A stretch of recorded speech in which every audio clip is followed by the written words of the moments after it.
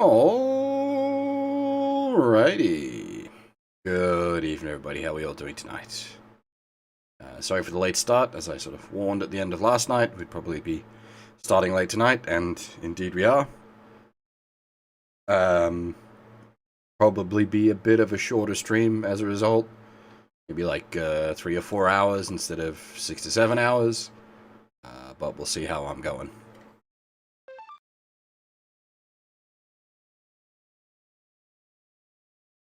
Definitely need to stream for at least some length of time because we've got a new BRB thing to make use of. That when we get to that. Hey, Blackguard. Also, hopefully... Okay, good. I was going to say, hopefully nothing's gone funky with the memory cards.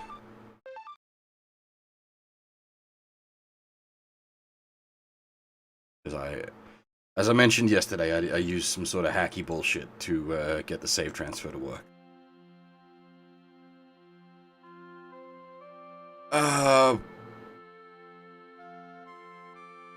What were we doing? Oh, dear.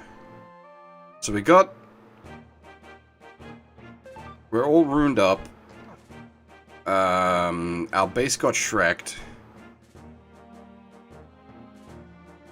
We came down to the capital, and they told us to feck off.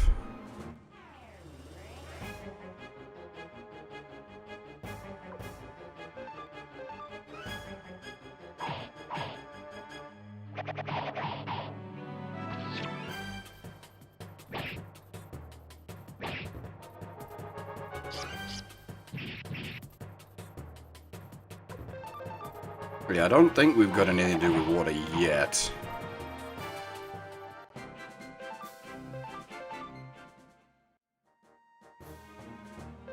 The thing with this shield guy is, I think it's a shield girl.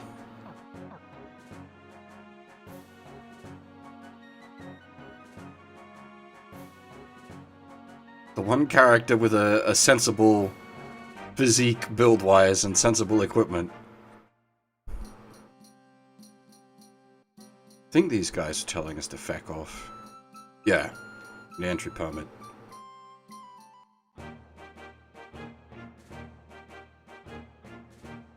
Shield Maiden! So, yeah, that's right. They told us to feck off and I just came down here.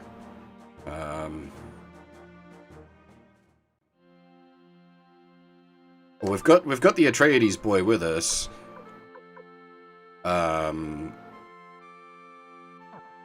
But spice ain't flowing. We got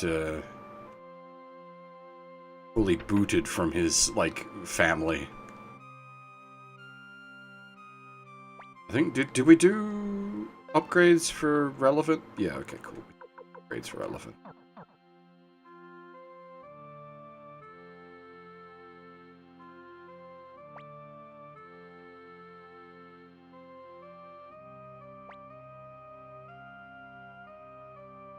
I'm worried he's got the like evil sword rune. This can't end well for us. Well, maybe. Can maybe end well for us. I don't think it can end well for him.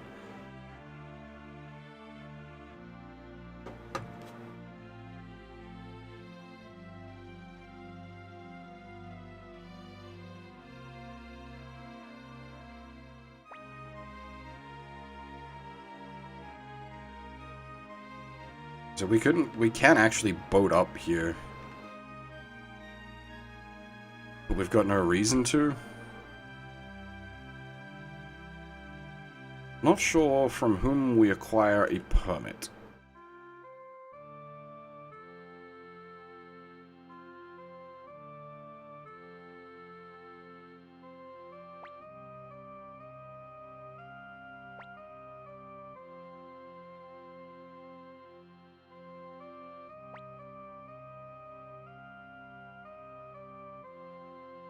Okay, I guess the boats aren't running right now.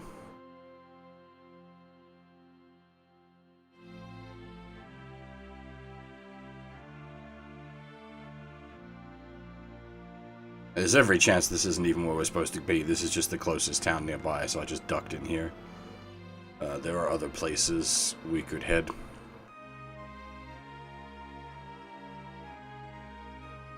Just don't know from whom we would acquire a permit.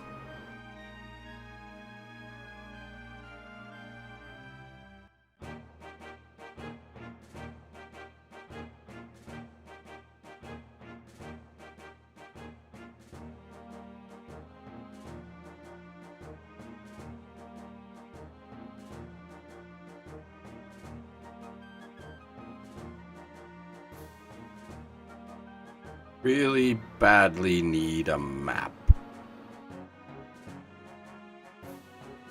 I think there was something out this way, but I don't rightly recall.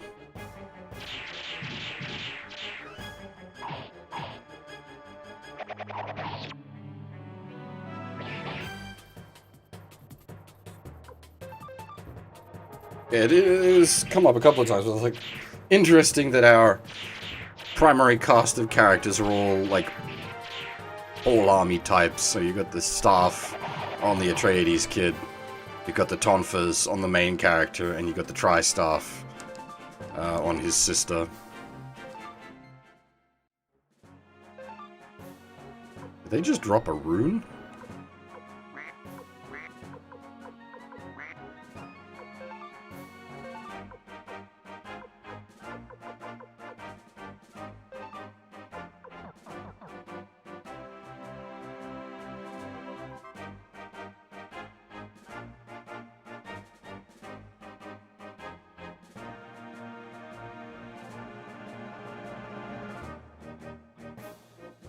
Well, depending on what you're trying to do, bludgeoning could be much more effective.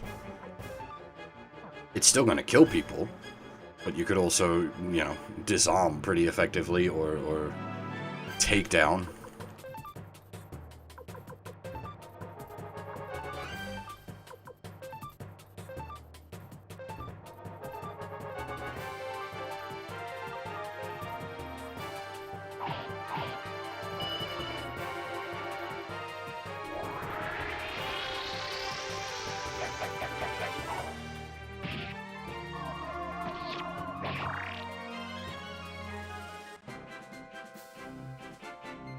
Yeah, the blunt weapons will fuck you up.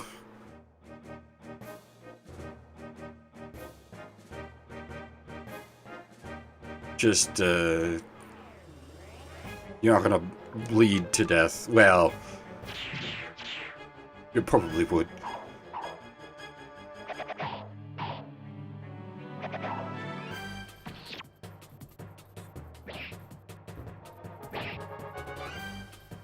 Well, your blunt weapons are good against heavily armored opponents usually. Well, I don't know, because like your maces and whatnot are good for mashing up armored chappies.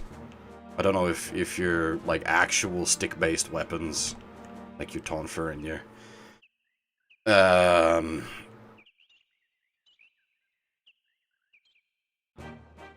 staff.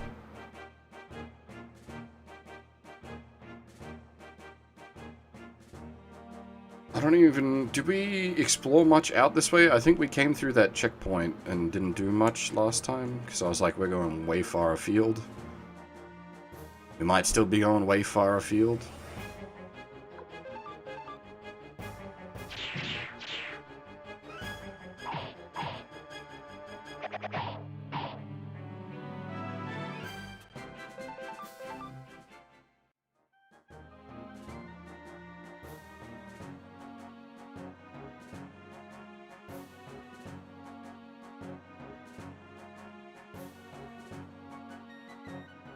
Well, that's like your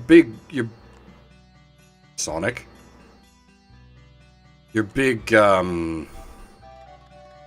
warhammers and maces and flails and that. You can put some dings into, like your full plate.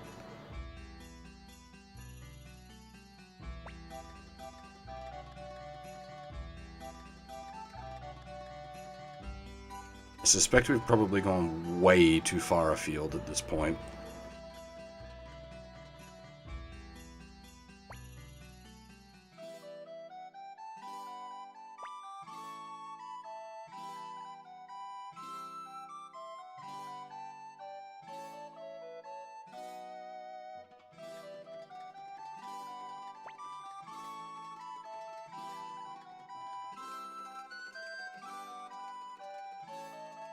That's a hint for a character we already have.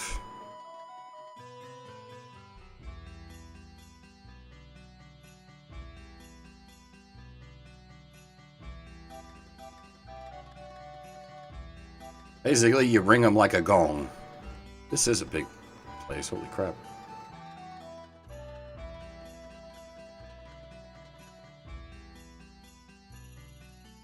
We're gonna do a school arc in this one? Oh dear. Be going full anime.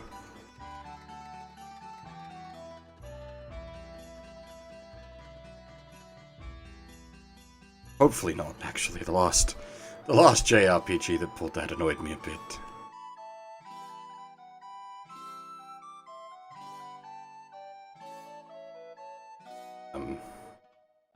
First of the Sora no Kiseki games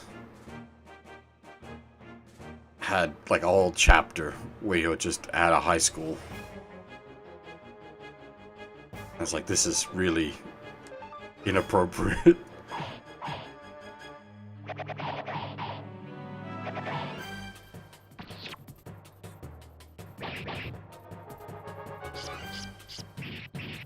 Well, in our case, the problem is, like, we're active adventurers.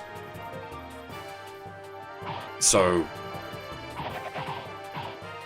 like, setting up in a fortified defensive position and letting the enemy come to our missile line is not really an option.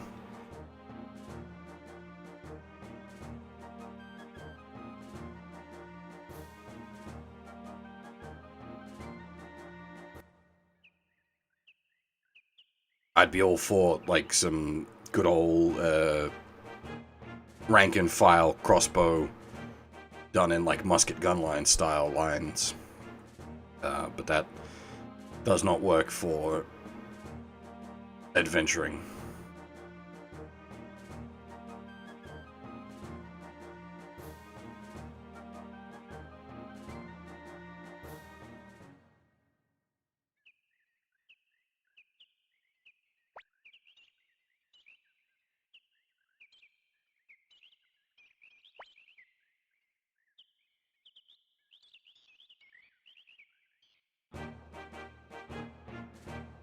Crossbows have a much higher reload speed than muskets, but I still reckon some, like, 2 or 3 line formation.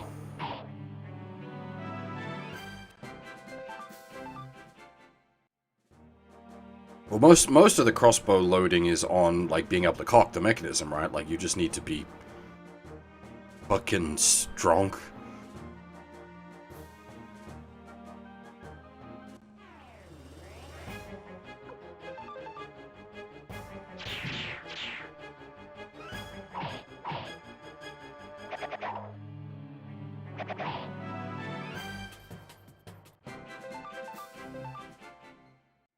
Yeah, so if it's a crank-driven one, you'd need the time to properly crank it.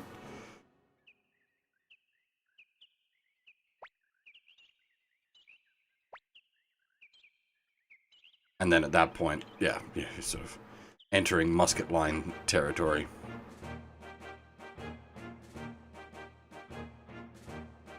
What are you using the crossbows for anyway? Just run a whole bunch of longbows. Unless you're, like, actually trying to punch through an armored column of knights.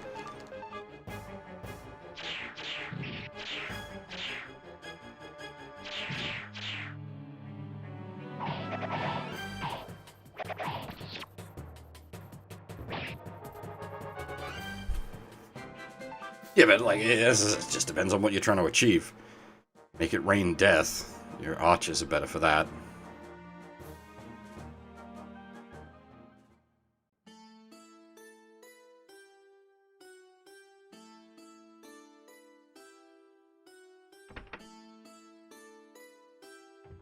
Oh.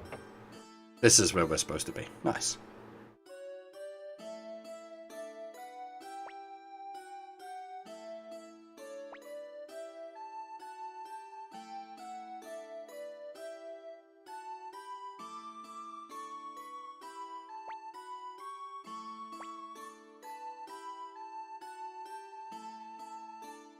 Blowpipe. Fucking skinks, get out of here, lizard men.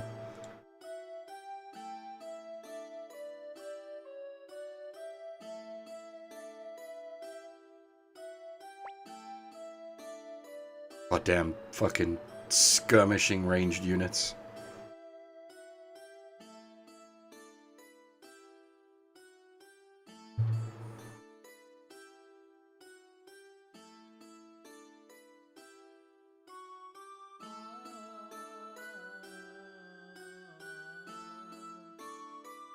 Yeah, again, it depends on what you're facing. Like, if you're facing peasant lines, yeah, the blow darts will do you well. They ain't gonna be in, like, full defensive gear. But if you're up against, like, proper,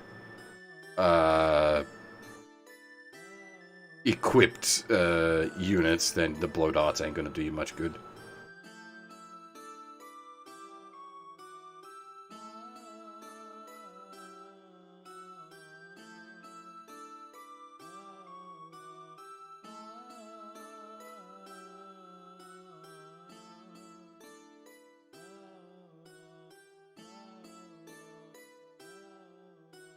Second.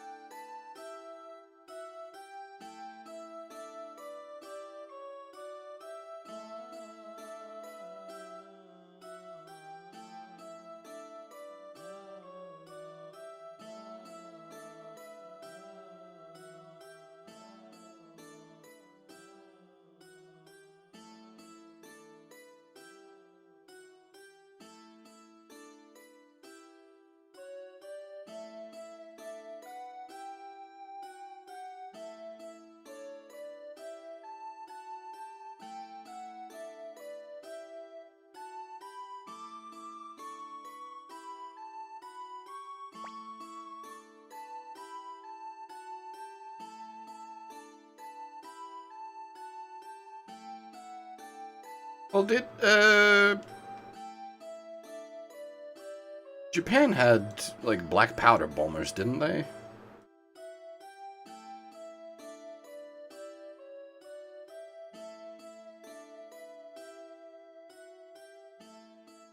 But, like, generally, at that point, just use cannons. Or, like, catapults. Having your own dudes throw explosives is just asking to blow your own dudes up.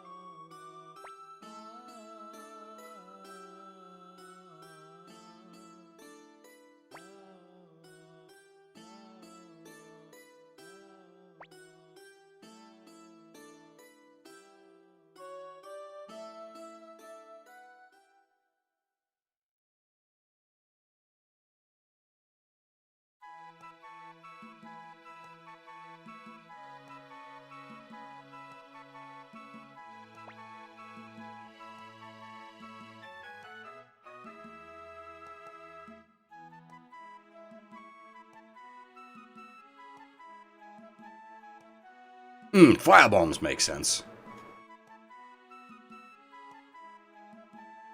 Because you're not just trying to, like, main force people to death with boom. Just sets shit on fire. But you can achieve that through use of, flaming arrows.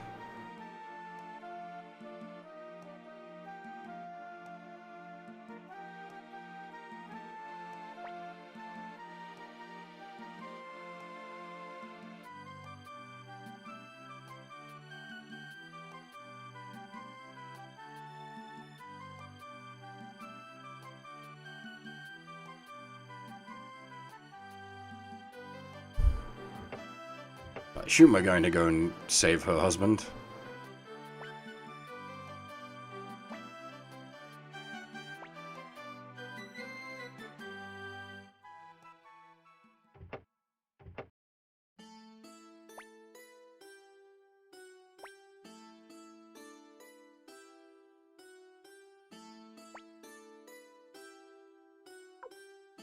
Oh!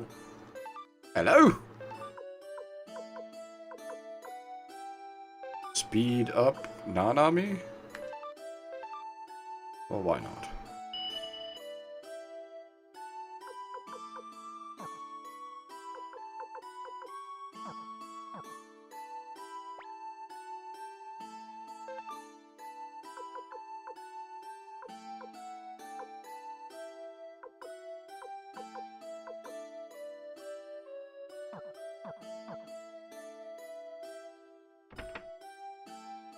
Was, like, dead cows, like, a legit thing that they did?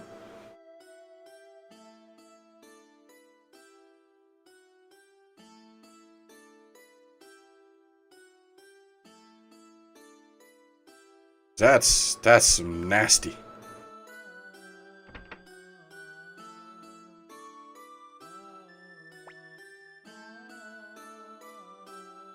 No, dead cows is catapult ammo.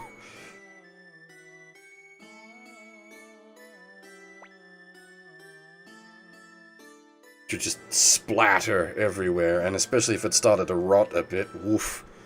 Not only, like, bio-weapon, but, like, just, whoa.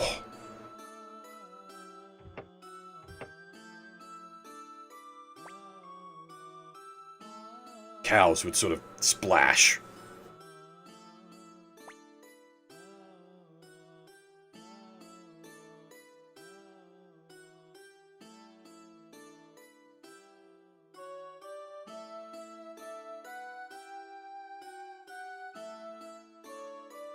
I was wondering if people would do that with corpses as well, of, like, humans. It would certainly achieve the same effect of morale break.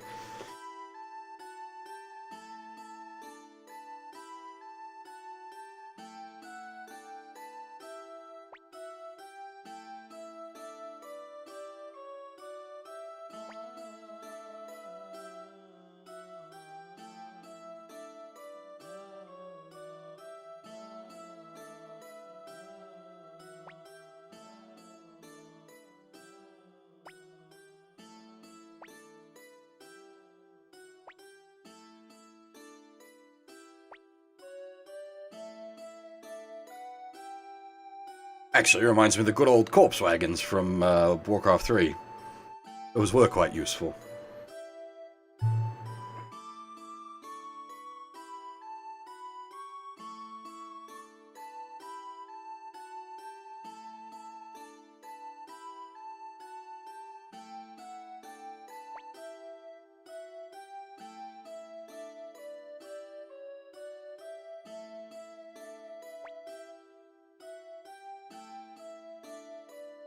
No, Warcraft 3 Reforged was not the chosen one. Warcraft 3 Reforged was a nightmare abortion. Command & Conquer Remastered! Surprisingly amazing!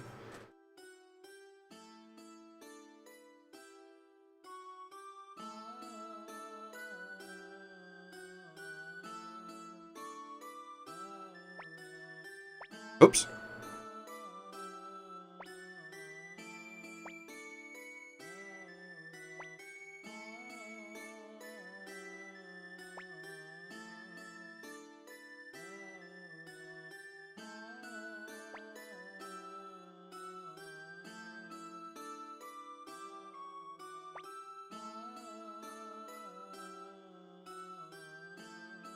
Yeah, but, well, as is said in the Twitch chat, like, ex-Westwood people were actually involved in the CNC Remastered project. Whereas, ain't no one at Blizzard gives a fuck. No one's left.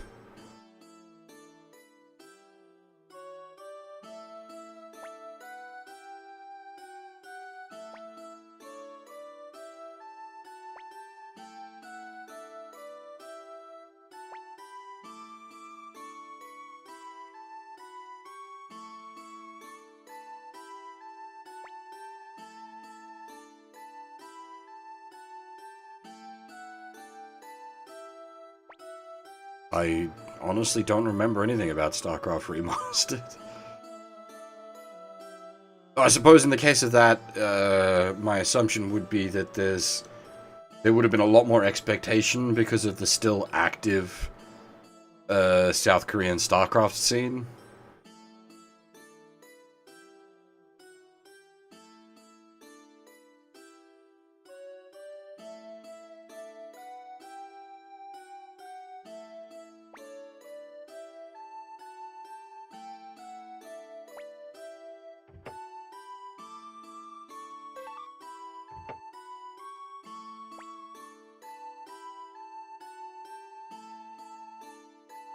Yeah, okay, so it was a case that they went and got in contact with the original developers for StarCraft Remastered, much like CNC Remastered.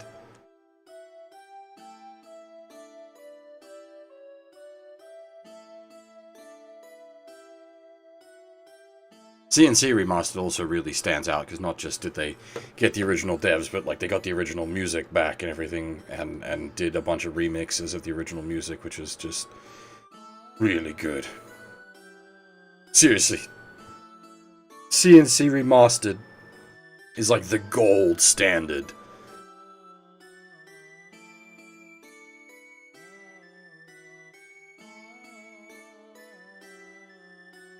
Like, EA needs to fucking die in a fire for what they did to Westwood, but the CNC Remastered was really good.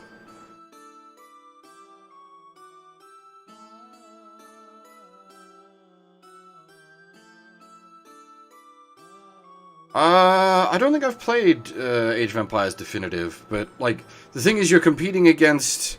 It's not just the game, but also, like, the cleaning up of all the movie sequences and everything for CNC, and, like, as I said, all the music and related stuff therein as well.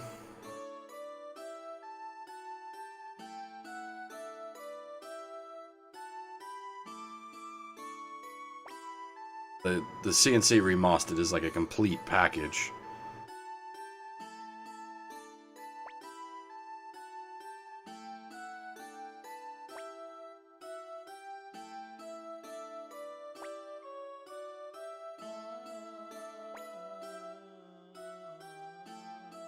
Alright. Added some more lore to the world.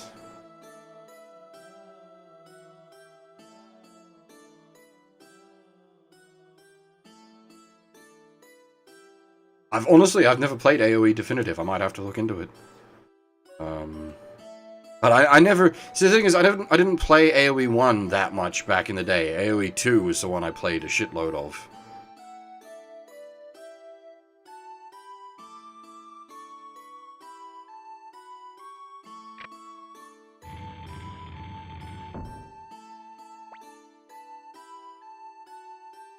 I played enough AoE 2, I think I can remember some of the cheats still. It's E equals MC squared for the shooty car.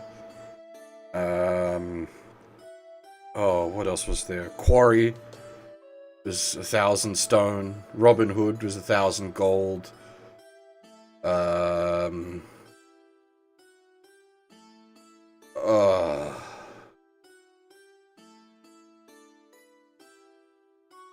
Actually, no, E equals MC squared might have been the pew pew guy, the laser guy.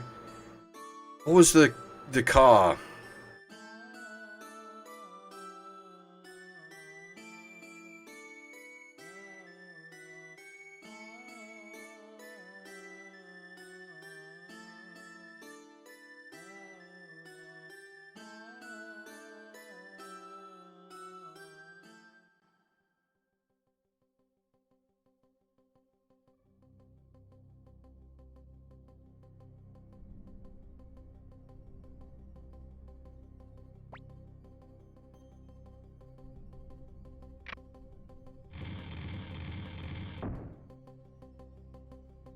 It was funny, I was talking to some other people last night. No, last night? Night before.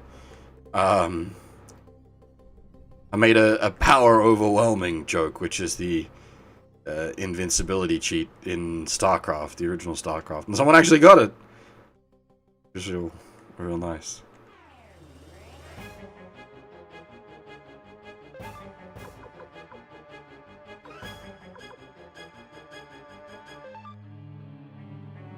Actually, I should cast some of these runes just to see their animations.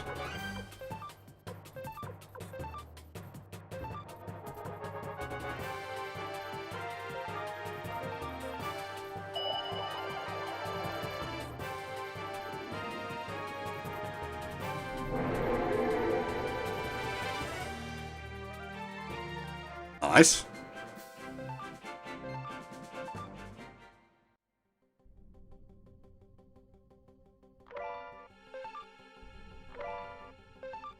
Stone of Magic. What are you about? Okay. I'm assuming this is like the first game and I want to use every stat booster on the main character. Even magic-related ones, because he does do magic-related attacks through the rune.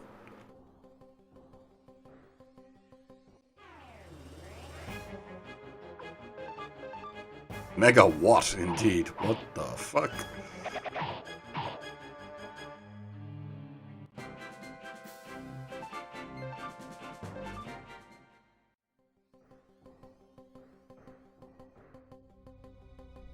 I was just saying, I assume I use all the stat boosting items on the main character.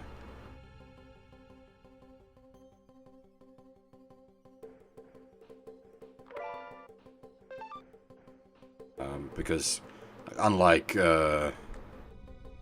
say, SMT, where often your MC doesn't cast, magic on the main character isn't wasted.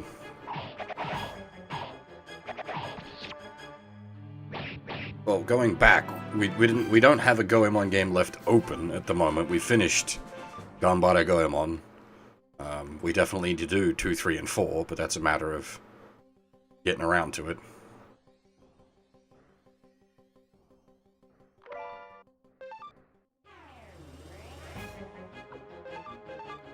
Is that the PlayStation one?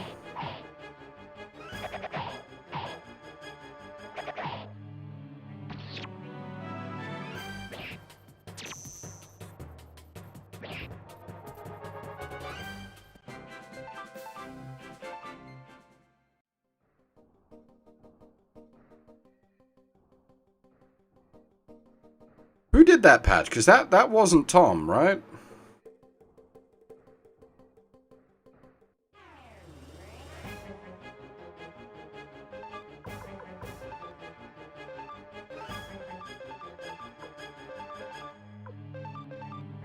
Because DDS and Tom don't... I'm pretty sure they don't have PlayStation hacking experience.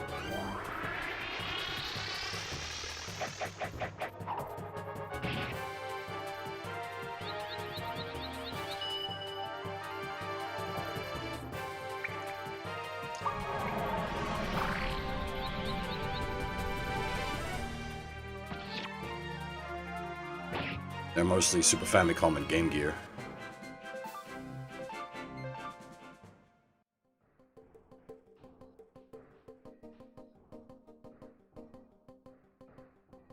Seriously, I think DDS and Tom are probably the most prolific Game Gear patchers. And they've done multiple Game Gear games.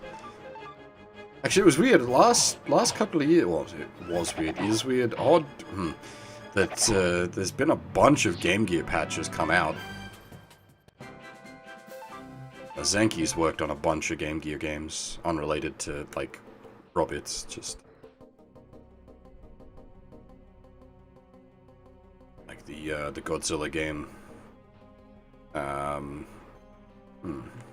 do I do?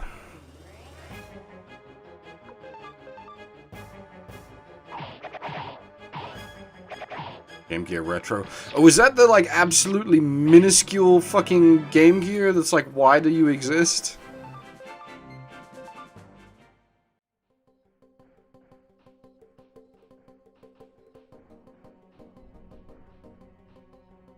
Maybe we do need to come down from above, but it looked like the paths terminated.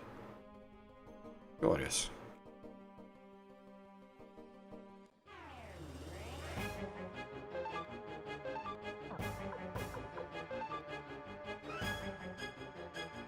This, the original PlayStation.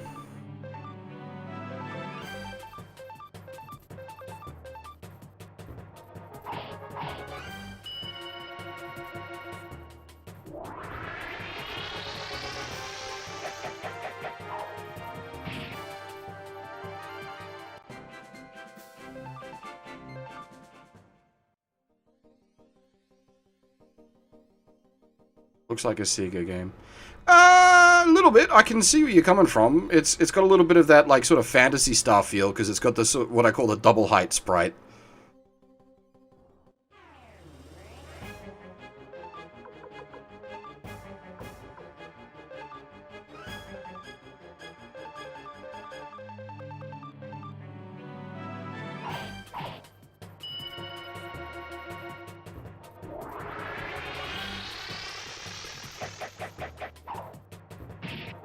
But it's a Konami game on the original PlayStation, released in '99.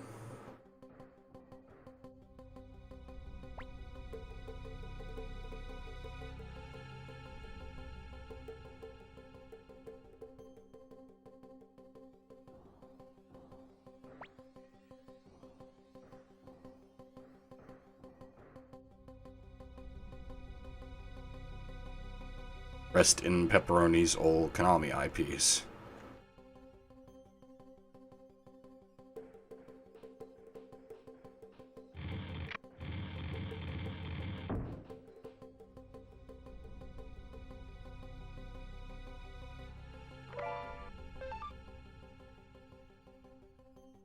Pachiko.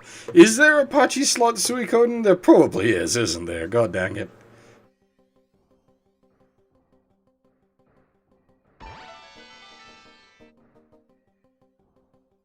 '98? Okay. It's a year off. My bad.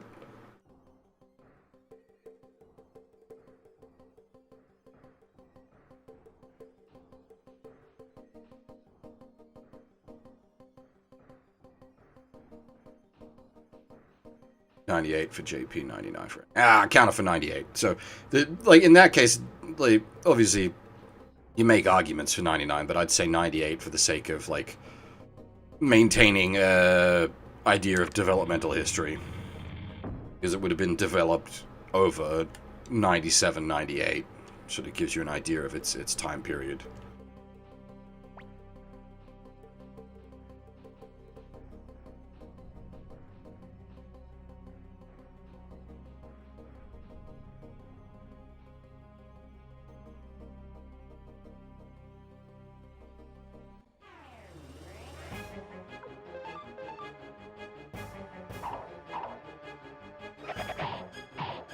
It's like, some people say, you know, Dragon Quest 1 came out in, like, was it 88, 89 when it came out in the States? But, like, it was actually 86 when Dragon Quest 1 came out.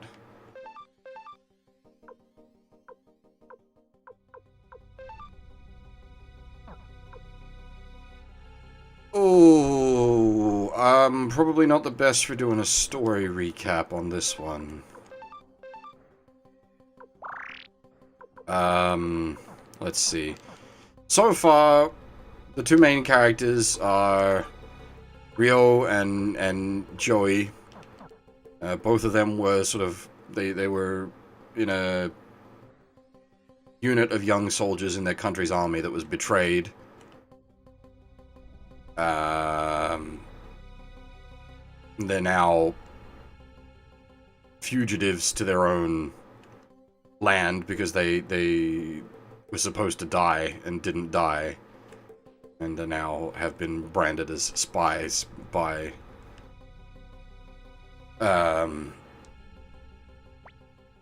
their own people, and stuff happened, and we ended up working with I don't know, it's not a rebellion this time, we're working with sort of the opposing side on the war between the Highland, which is our main character's home nation, and the city-state, which is the nation they were fighting against. We're now working with a mercenary band that works with the city-state. Yeah, we sort of fulfilled the prophecy a bit there, I guess. We have become that which we were proclaimed to be. We're not actually spies. We're just trying not to die. Also, like, the prince of our home country betrayed the fuck out of us. As I said, they set the unit of young soldiers up to die as a way to break a peace treaty.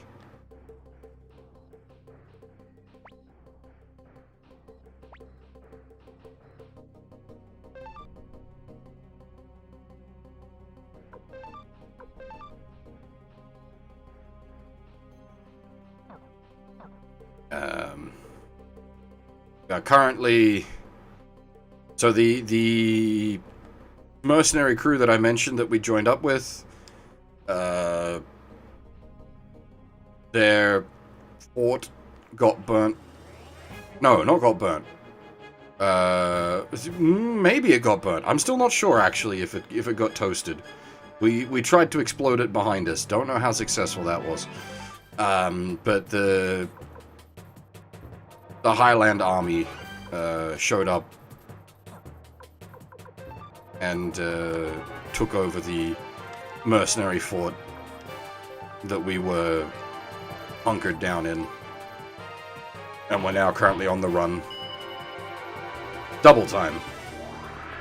They're still considered traitors by our nation, and now our new mercenary home is gone as well.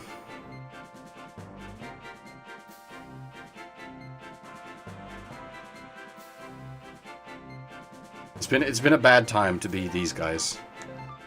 Though they've also just recently gotten their plot powers, their runes.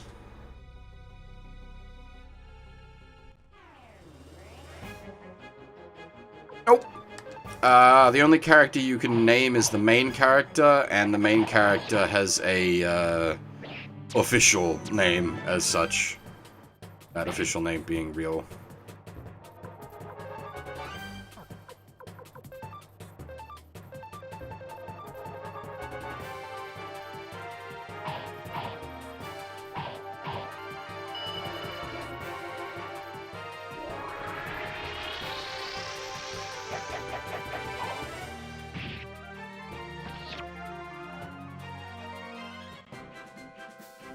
I should... maybe I shouldn't. I was gonna say, I should look up what the actual Japanese for his name is, which would give me a better idea of how it's meant to be pronounced.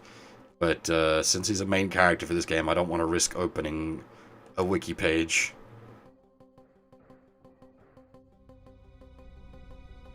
That's just asking for spoilers.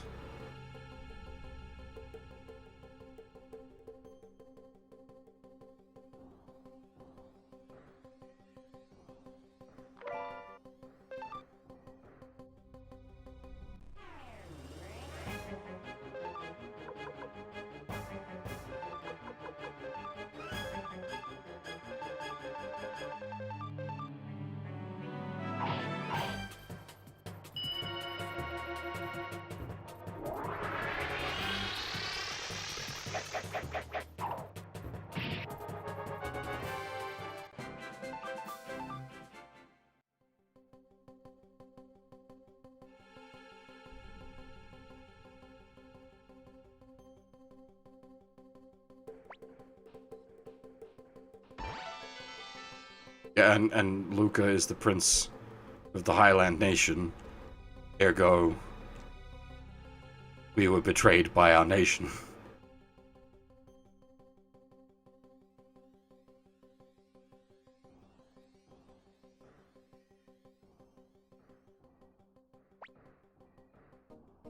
Oh, I got the triangle, not the square.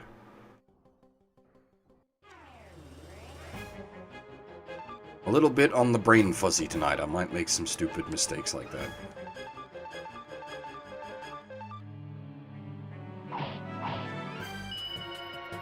No! Okay, sorry. I've summarized that poorly, my bad. So, the Prince of the Highlands nation didn't want the peace treaty. His country, the Highland and the city-state, had declared a peace treaty, and he didn't want part of that peace treaty. He wanted war. So he made it look like the city-state betrayed the peace treaty as an excuse to keep the war going.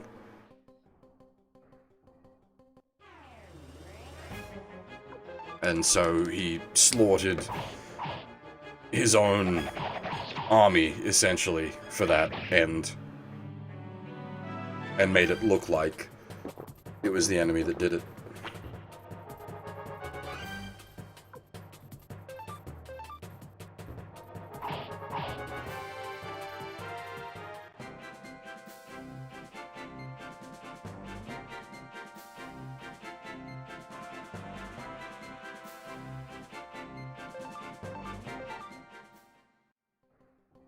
Well, technically, he didn't break the peace treaty himself. His later actions, I would say, probably definitely did, if it was still intact.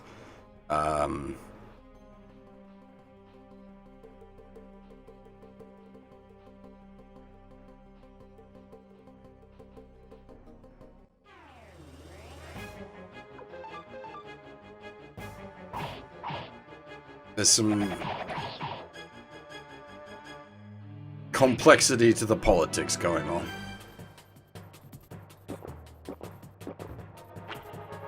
Yeah, the start of the game, the two main characters, as I said, part of a force of essentially junior soldiers that were actually on their way home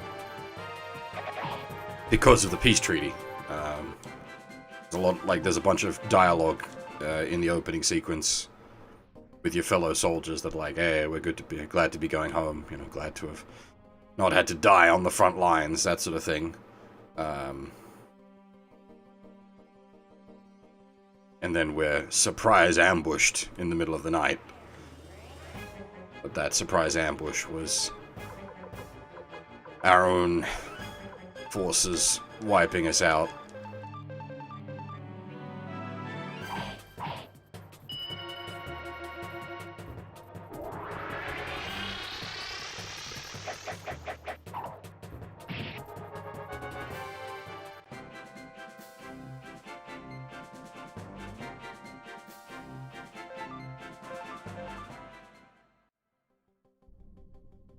Correct. We were picked up by mercenaries that were working for the other side after we jumped off a cliff to escape. I feel like I've missed the one path I need to take multiple times now. Now, the interesting bit is the two leaders of the mercenary company that picked us up are actually two of the main characters from the previous game.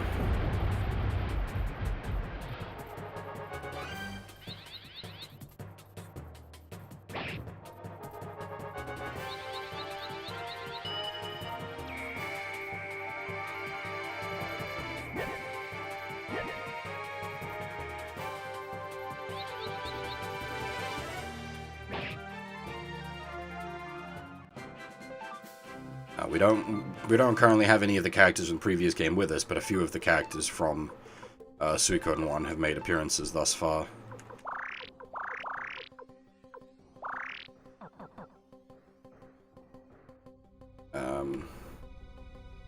Two leaders of the mercenary company, plus there was a strategist that also joined them. That was from the first game. I think that's all of the returning characters thus far.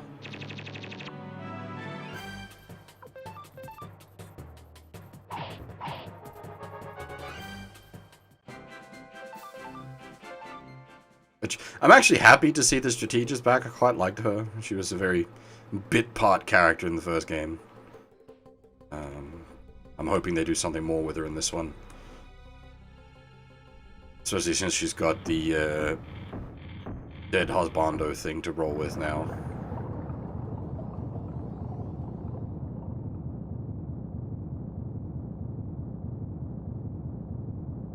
I'm basically going in blind. I hadn't played Suikoden 1 before a couple of weeks back, so I can't talk to the later games in the series. But yeah, we finished Suikoden 1 last week and just rolled straight into 2.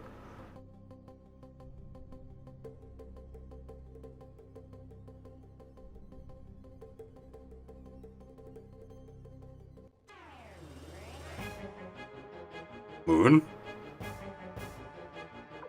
Moon? Old man in the moon?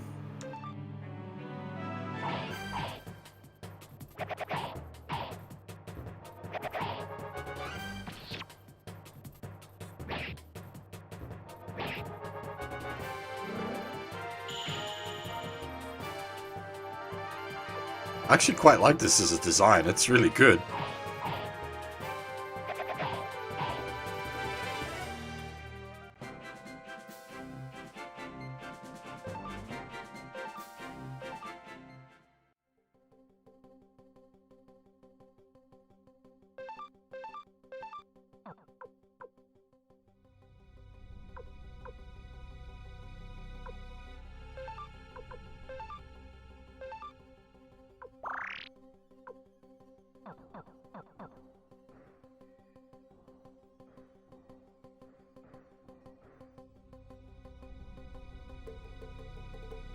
There's more kanji than there are stars in the sky.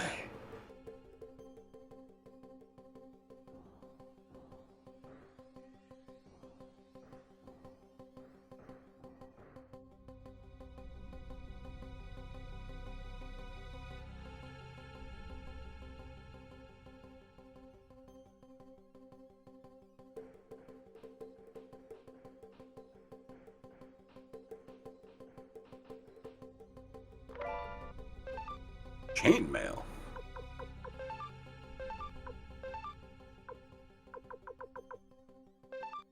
Voice.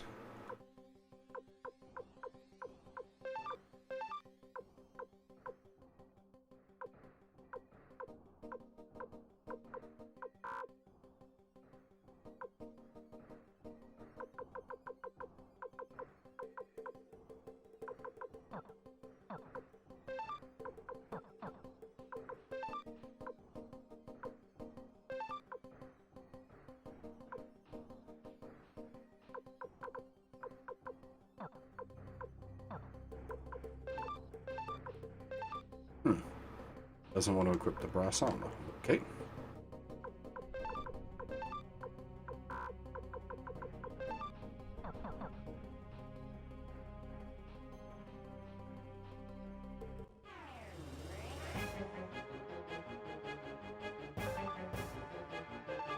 That's a lot of flamey boys.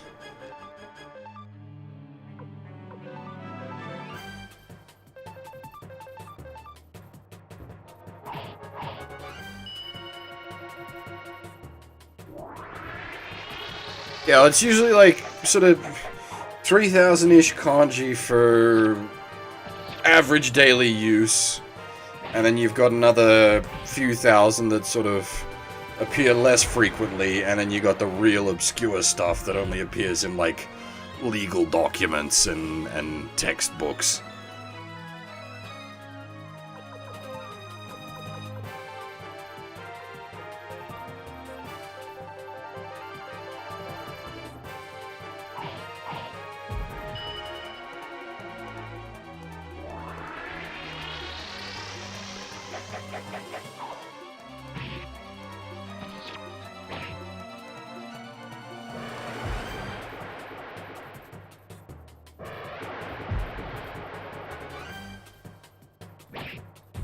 This is a nasty pack.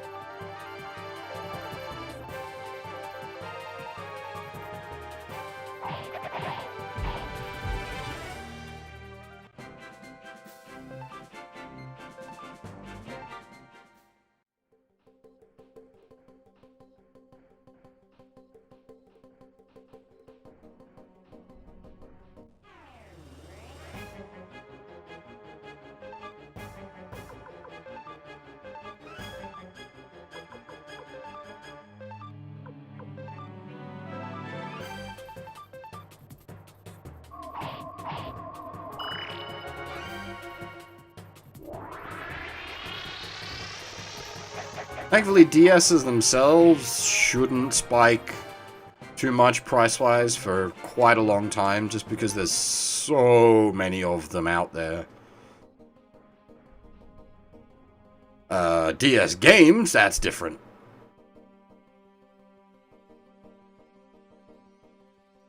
Specific games you're still going to be paying through the bloody nose for. The actual console itself.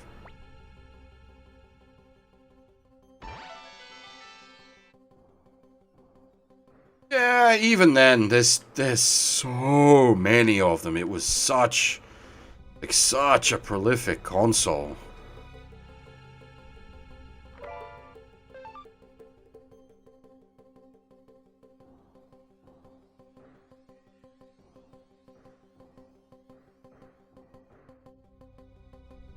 Not that, obviously, that kind of thing will mean, you know, years down the track, it will be a problem, but, I would think... I'm actually curious. You've got me on a topic I'm not actually well up on. DS collecting has never been something I've looked into, because I have multiple DSs. I've never had to think about it. Complete inbox, but opened, original DS, $50. Yeah, that's pretty fine. And that's like, as I said, complete in box. If you're just looking for a pre-owned one, what would I got? Yeah, DS Lite, $20.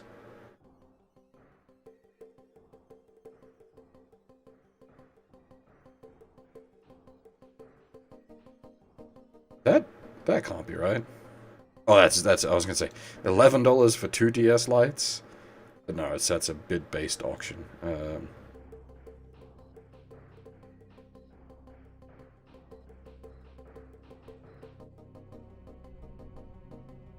Actually, that's a fair point. Since we got people here now, I might ask about the emotes. Half did a new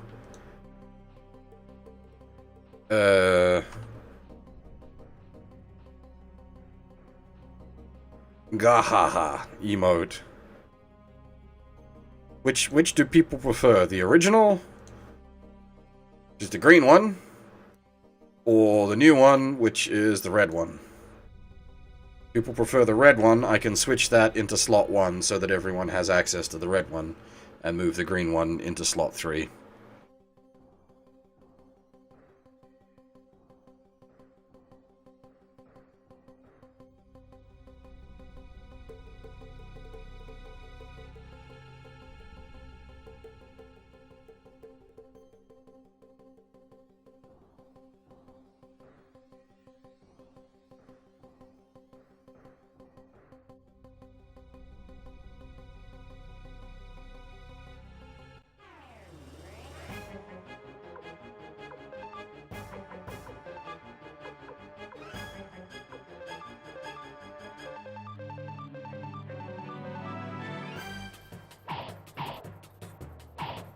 Yeah, they weren't intended to be emotes.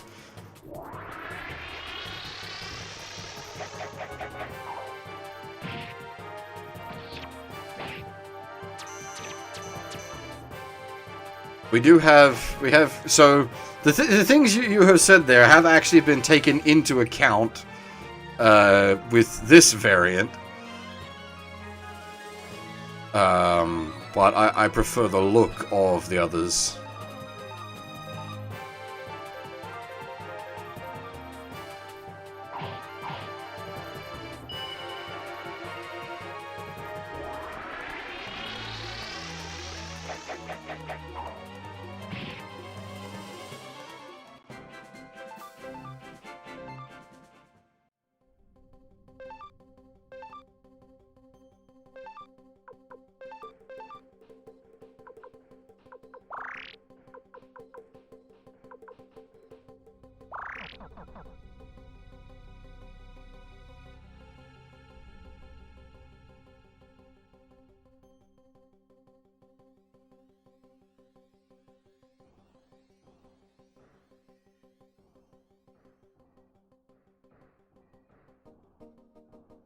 12-inch. Ouch.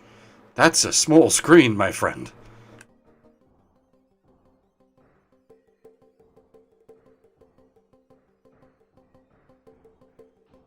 But we do, like, the rest of the emotes are a little more emote friendly, as they were designed as actual emotes.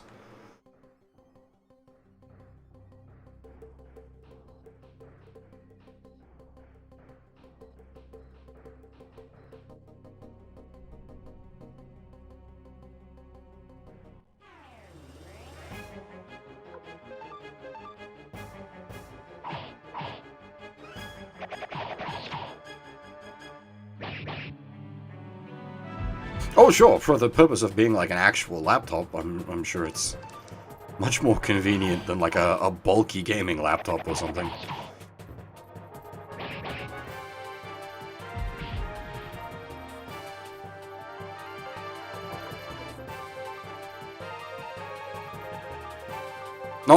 I'm not trying to be insulting, sorry if that came across a bit harsh there, I didn't mean it that way.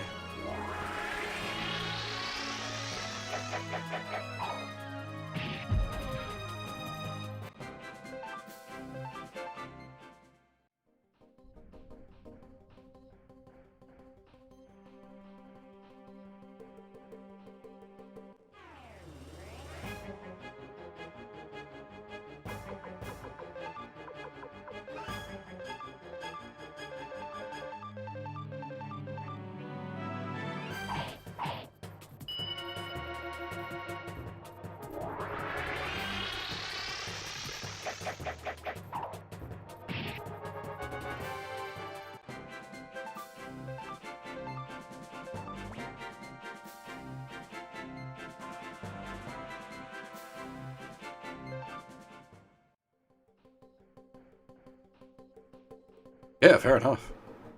As I said, like, for portability, absolutely, a smaller laptop is much more functional. I think we've cleared everything out here.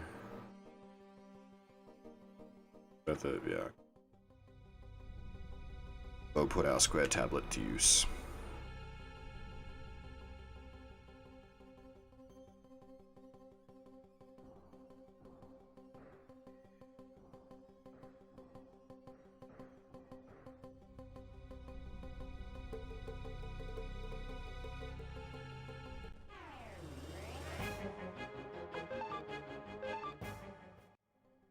I don't feel like dealing with the salamanders.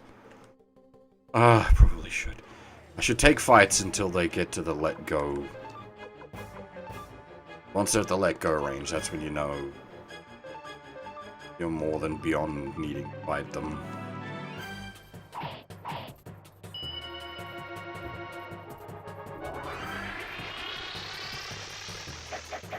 $4K not available, that makes sense. That'd be pointless. Even if you could have it at 4K, a screen that small you wouldn't be able to take advantage of. Be just paying money for a feature that would just do nothing for you.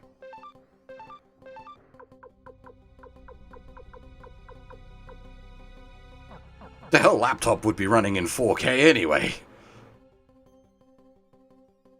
I got a big beefy desktop and I'm running it at 1440p. Yeah, but there hits a point where it's so small you can't read it.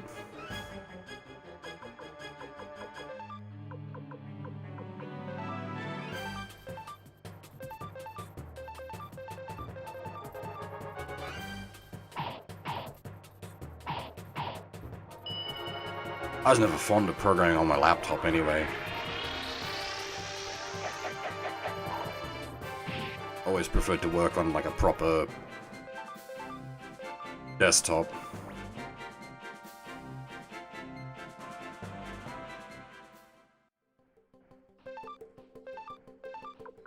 Obviously that's all personal preference there. I just prefer the bigger screen, proper keyboard and mouse.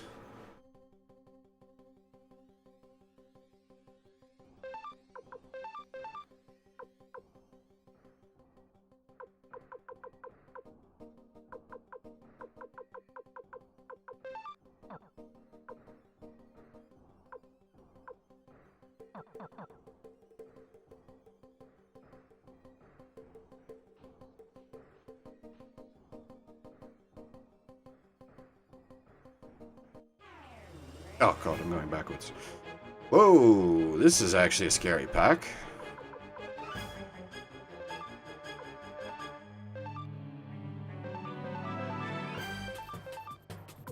Should be worth quite a bit of XP.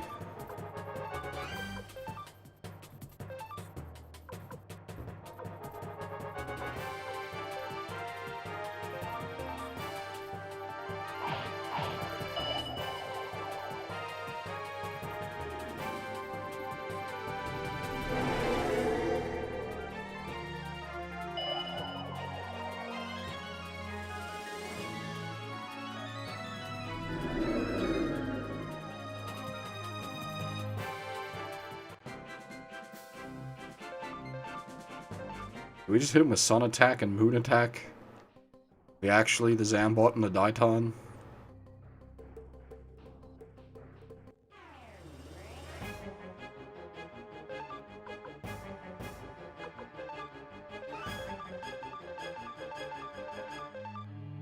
Sorry, I'm looping a bit more than usual.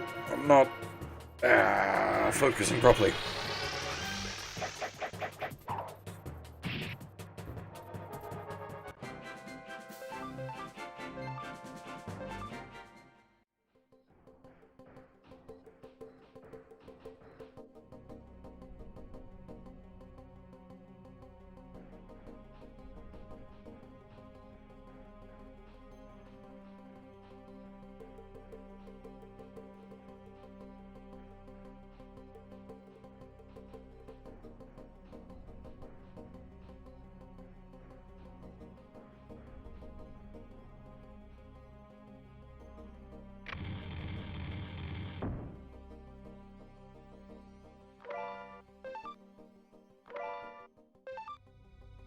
Hey, it's the first of the, well, it says Old Book Volume 2. It's the first old book we've found. Lore! Give me that delicious lore.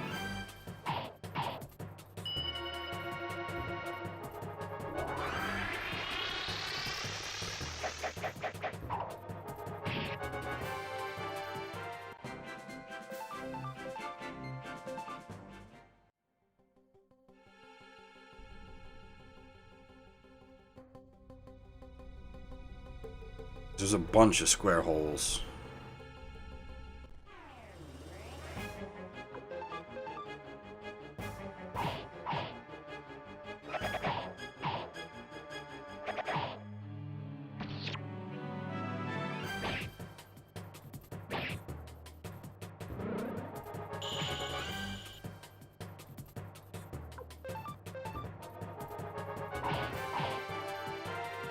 It's not a literal mountain. I think I have 2 DSs and 3 3DSs, but yes, I am a collector.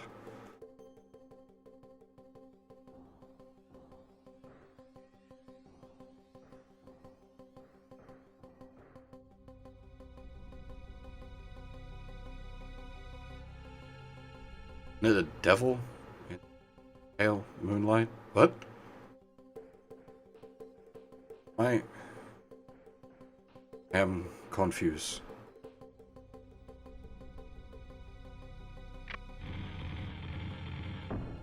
Any specialties? A bit of an all-rounder.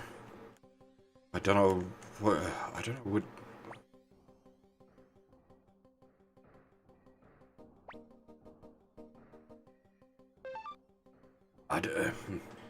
Obscure-ish JRPGs would probably be my specialty.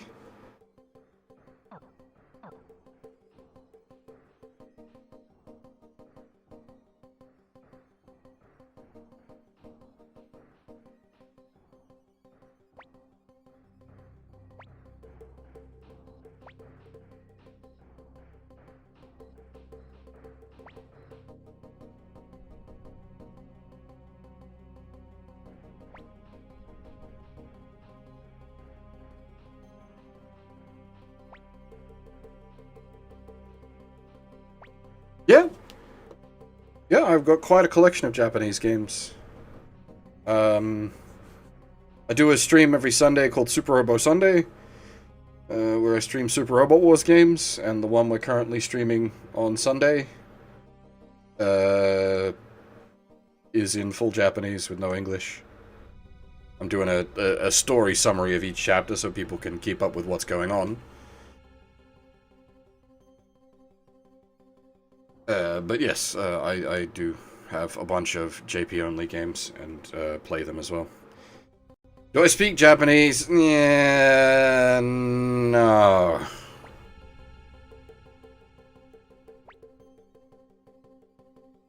I know enough to know that I don't know enough.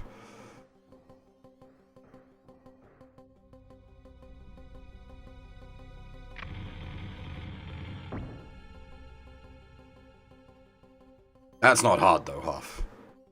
That's very easy. It depends on the game. If it's a full voiced game, I can understand by the dialogue. If it's full text only, depends on the game. Super Robot Wars, I have plot summaries and well, Super Robot Wars also cheating because it's based on lots of different mecha franchises. So if I know the series involved therein, I can work out what's going on as well.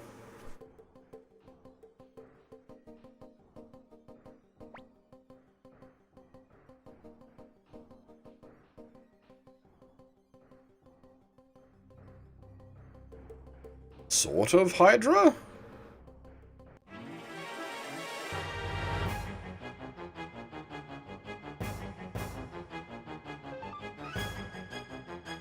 Budget Hydra?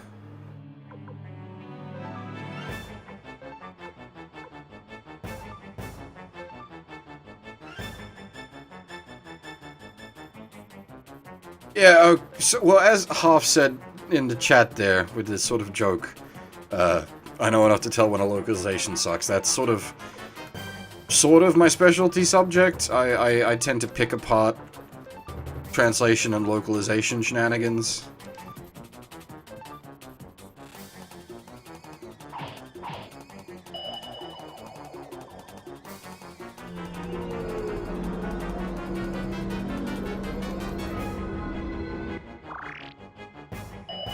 MC being a supporty boy is very nice.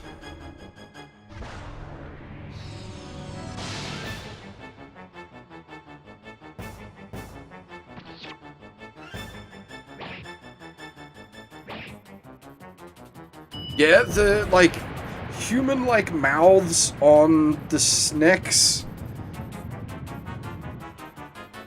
is quite disturbing, actually, I'll be honest. It's good enemy design, I guess.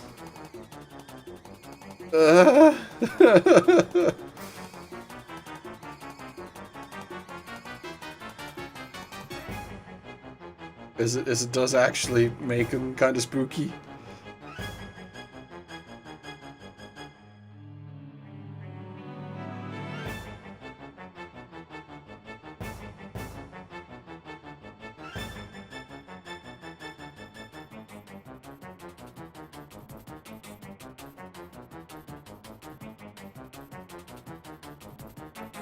Okay, give me a second.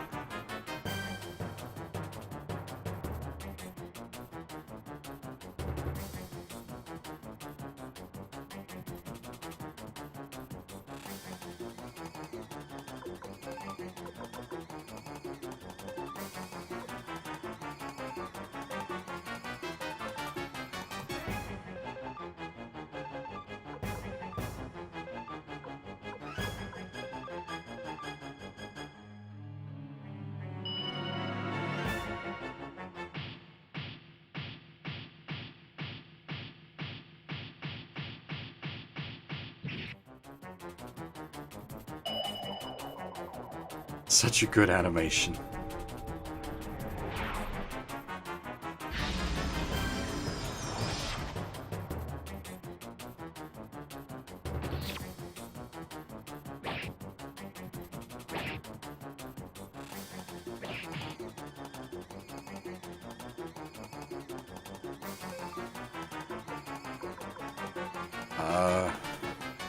We do actually have another emote in the works.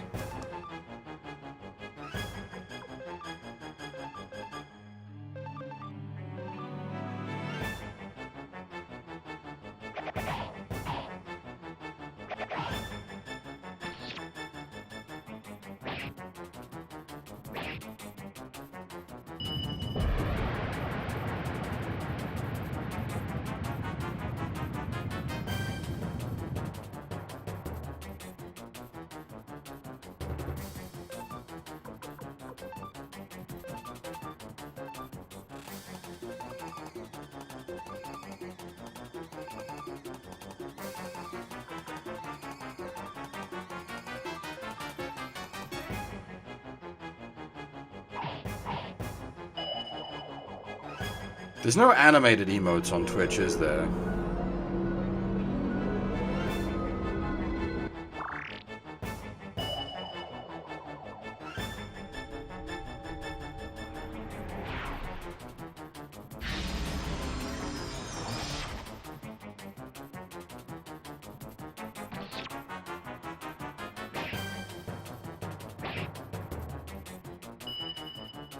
Surprisingly tough boss.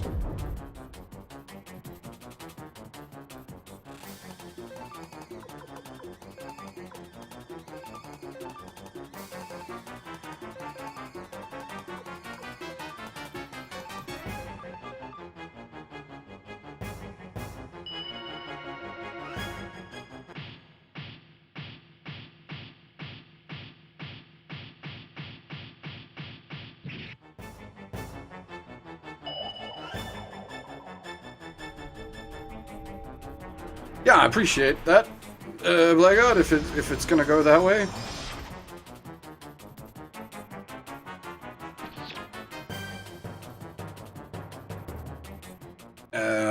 Because the first game, it had a couple of, like, ouch bosses, but most of it was a bit too...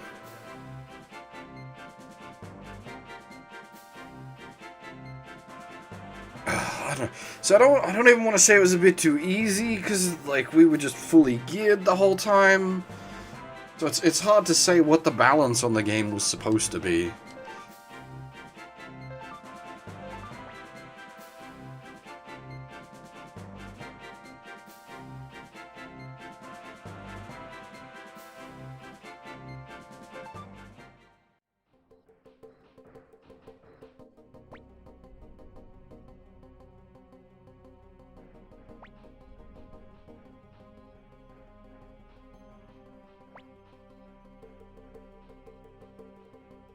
I'm getting a bit interested in these Sindar, whatever they are, because if they've got magic snake hydra monstrosities,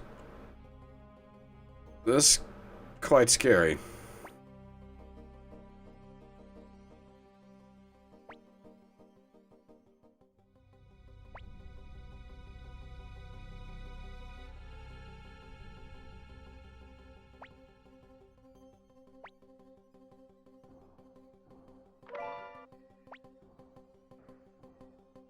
The real treasure was the friends you made along the way?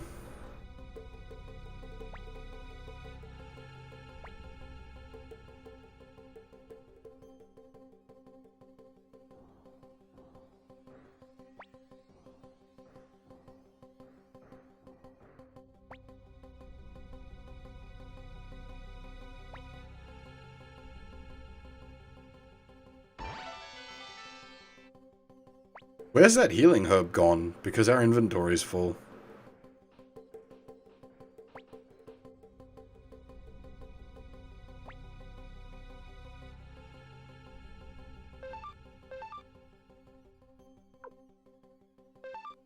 Oh, you're right. Actually, yeah, it is. It is a story item. There you go.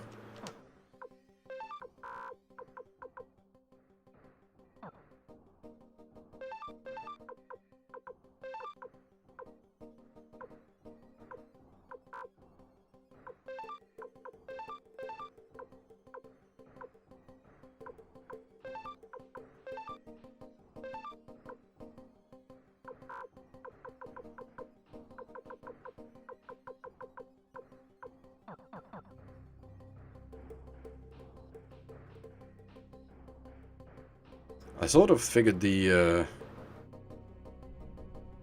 okay, let's go would have teleported us out, because the other option was to keep looking around. I do not have any advice, unfortunately. My method is very hodgepodge and not what you'd consider proper study.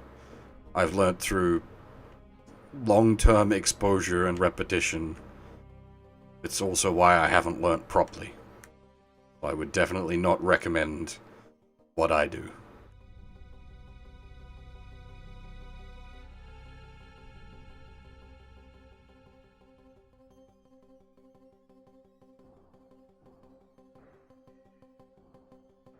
That said, long-term exposure and repetition is still the way to go just for learning the language in general.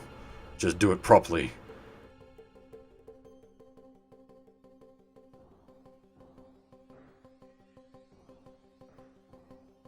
You badly translated JRPGs, basically. Just lots of Japanese stuff in general. Not just JRPGs.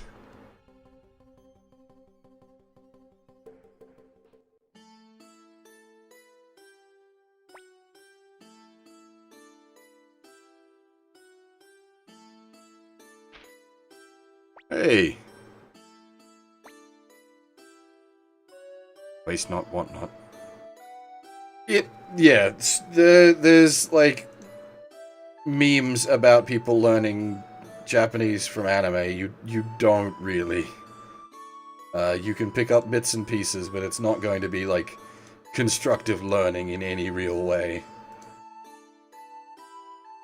Unfortunately, at the end of the day, there's no real way to get around just having to knuckle down and learn.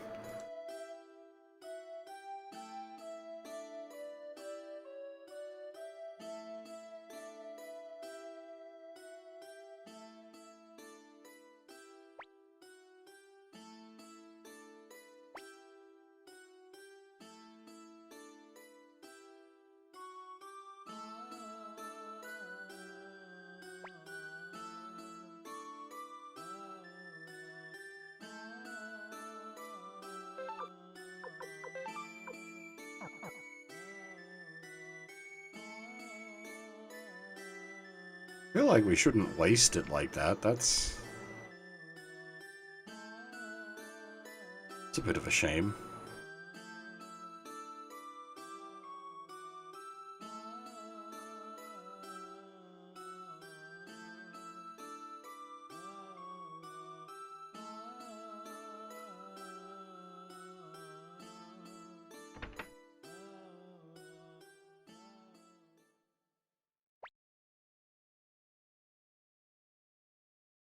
Yeah, listening is my, like, of all Japanese related, listening is what I'm best at.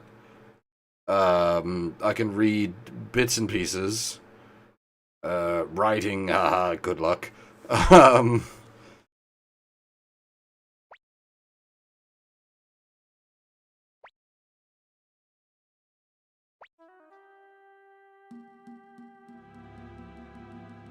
oh, Jesus Christ, really? The healing herbs!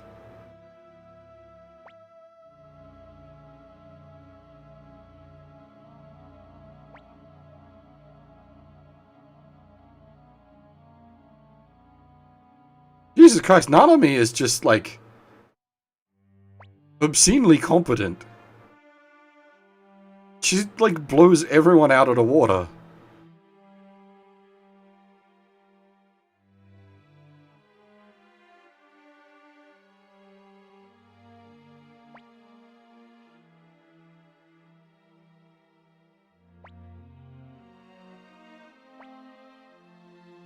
The healing herbs. Treasure chest gave you what you needed most.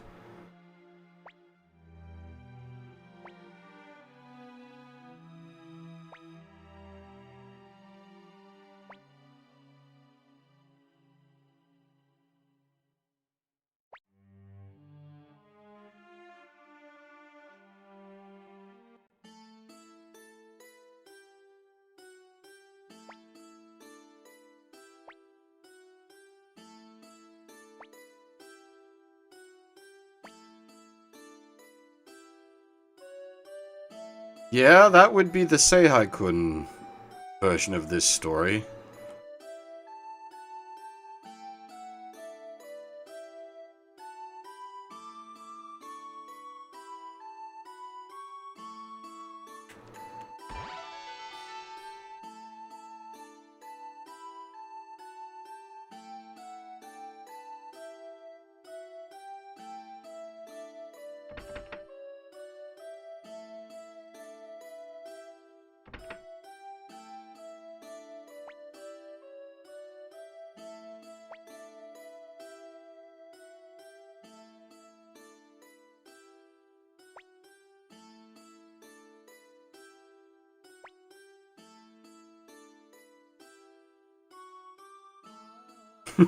We tossed a miracle cure onto the ground like trash.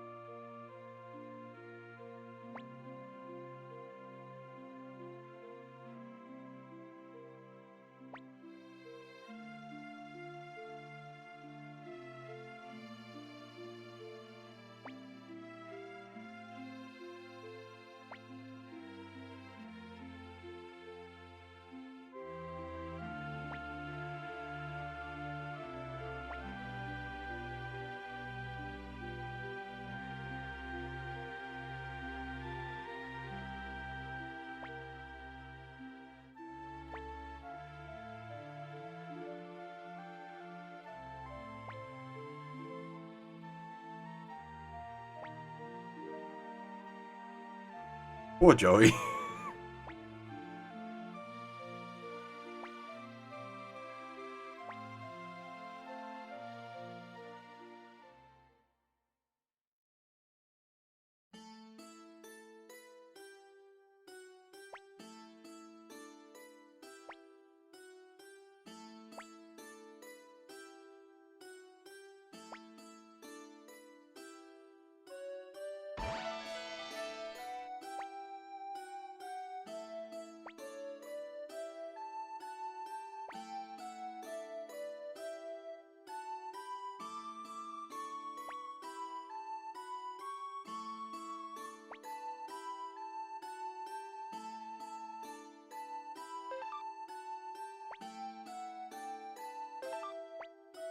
Oh god, we're rebuilding the whole party.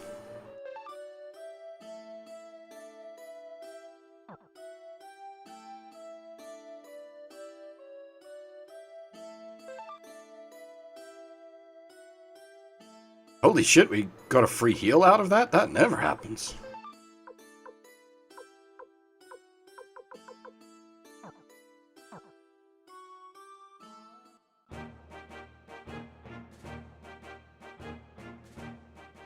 Wait, where was the...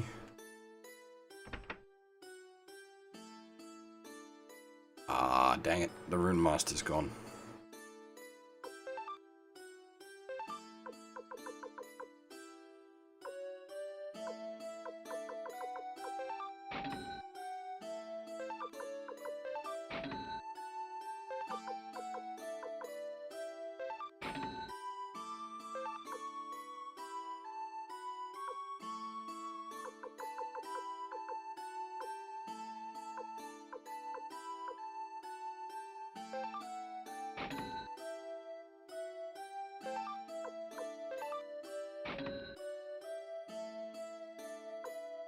Yeah, I still haven't quite worked out what exactly cheek guards are meant to be in the context of armor.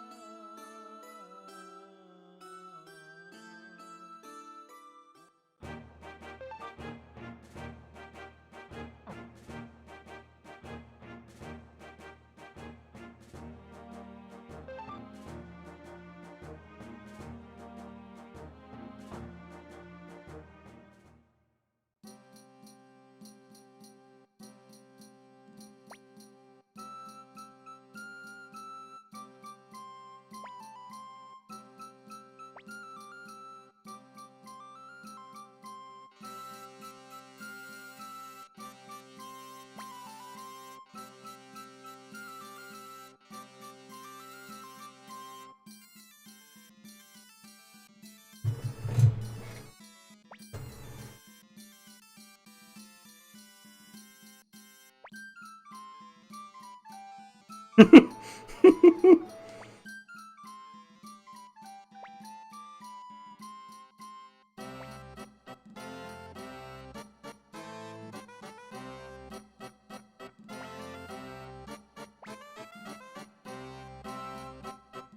greatest deception ever performed.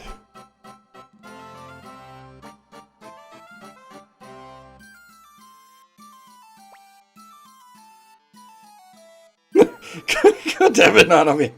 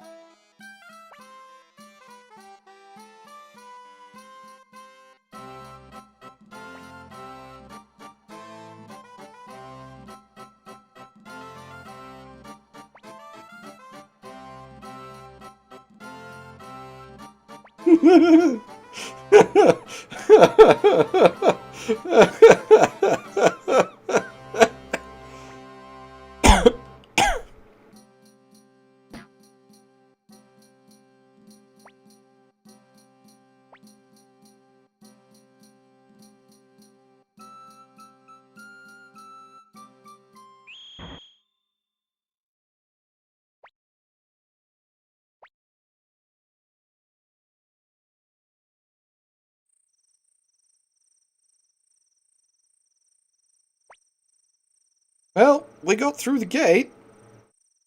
I feel like we've been in prison frequently in this game. Possibly having spent more time in prison than not.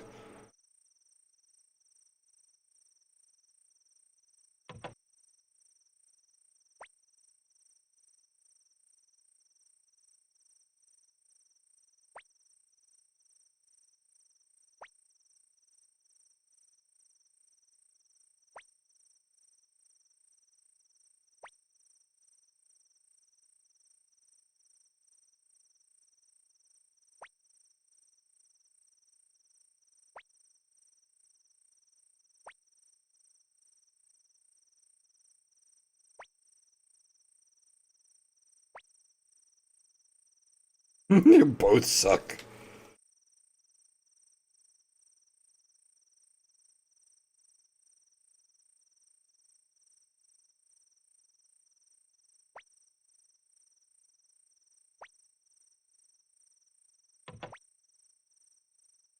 Shut up in there, will ya?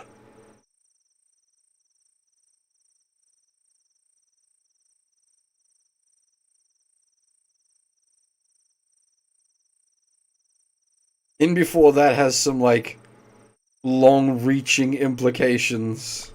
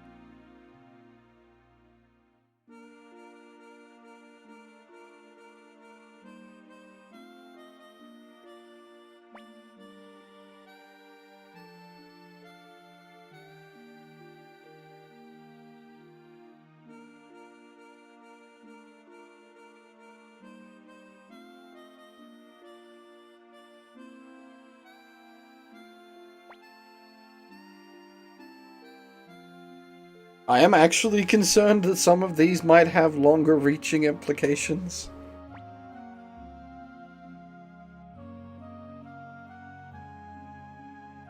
I have a dream.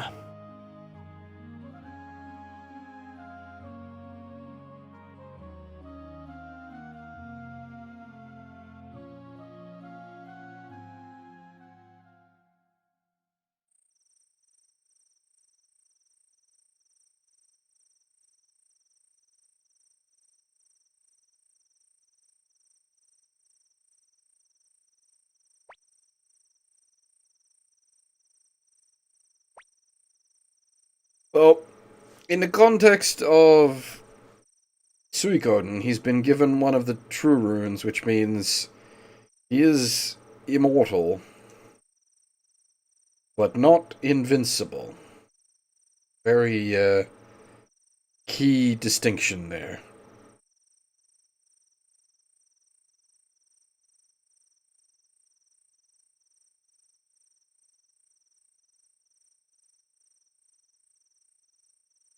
Yeah, not quite sure on that, actually.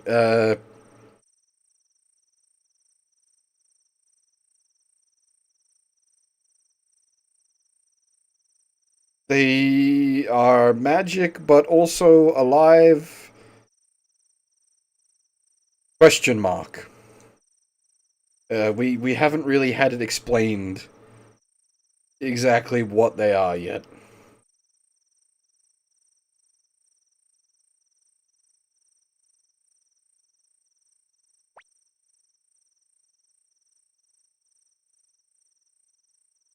They definitely show some level of, or at least the true runes show some level of sentience. The Soul Eater rune from the first game definitely had an objective and was manipulating people to that end.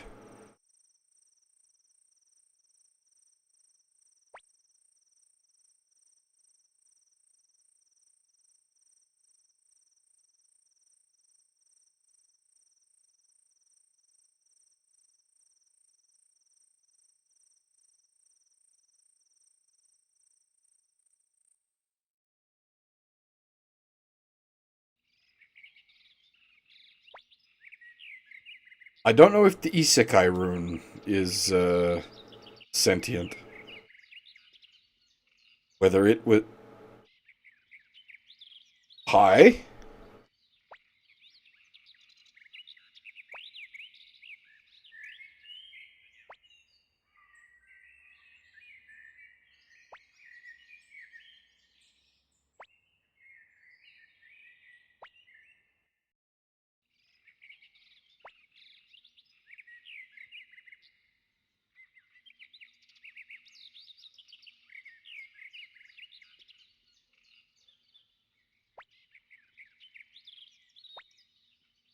Honestly, Blackguard, that's possibly for the best.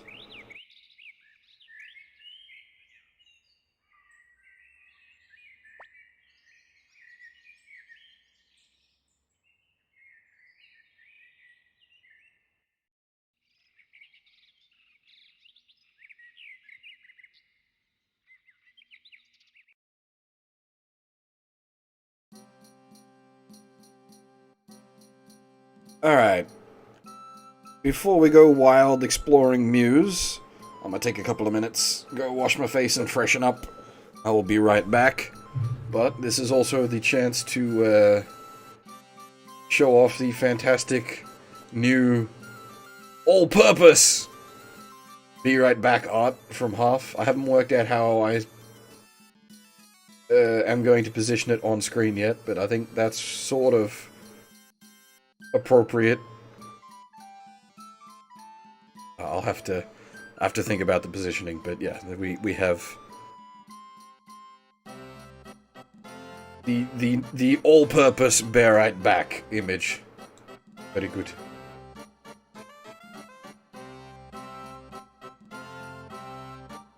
Bigger.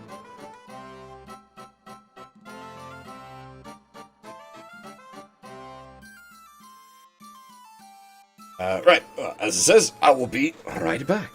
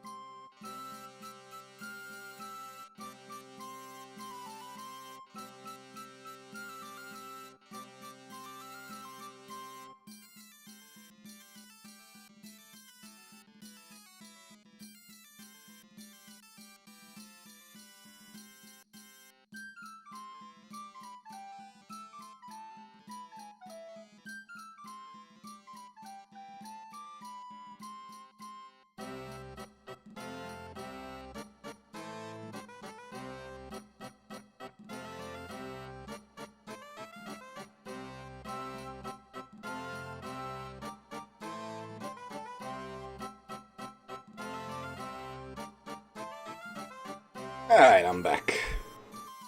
Once again, mad thanks to Half for the fantastic art. And yeah, I assumed you were going for, like, Suikoden style with the text box, since it's... Oh well, it doesn't help these guys don't have faces. So we could just literally, like, line it up with where the text box is supposed to be. In this particular case.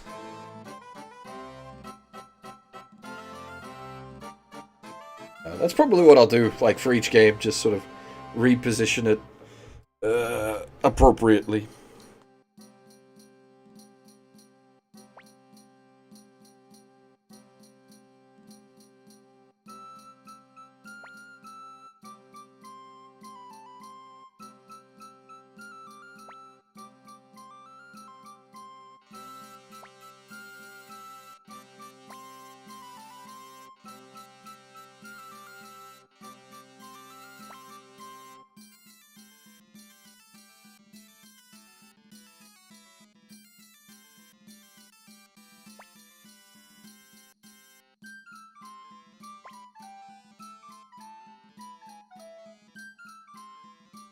As for old JRPGs, yeah, they can be a little rough. It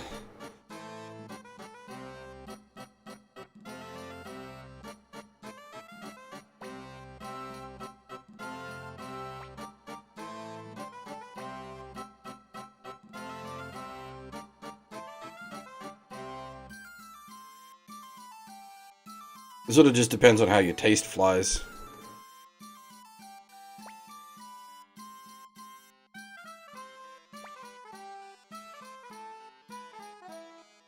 Like, I, for the most part, quite enjoy these. Even the slower, clunkier ones I tend to get along fairly well with these days.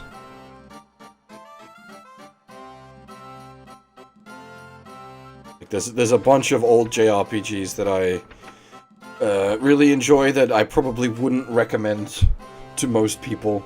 Like, the Super Famicom port of Megami Tensei 1 and 2, Kyoyaku Megami Tensei, I'm particularly fond of, but I'd have a hard time recommending that to most people. It would probably be a bit much. It's quite clunky and long.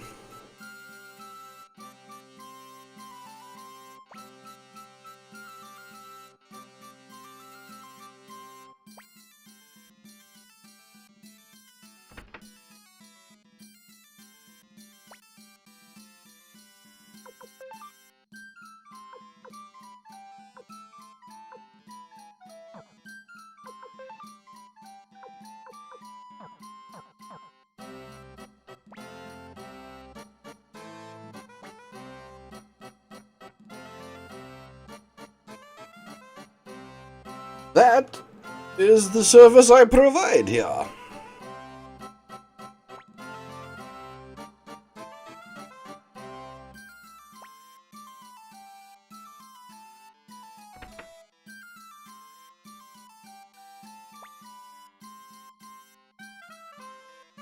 Place torch, well, not just old JRPGs, but that is certainly a lot of what we cover.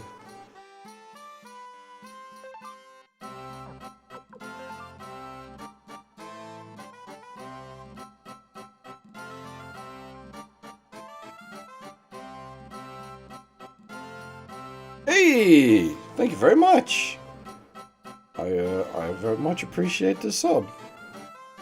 You can now enjoy the emotes that we were talking about earlier as well.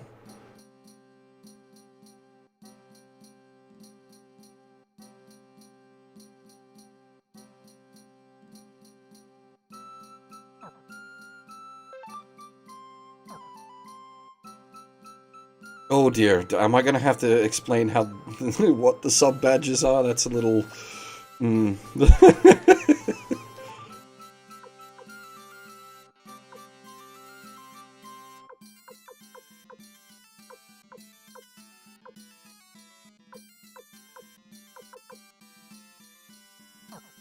So wait, pointed hats under the rare find? But also just regularly available? That's strange.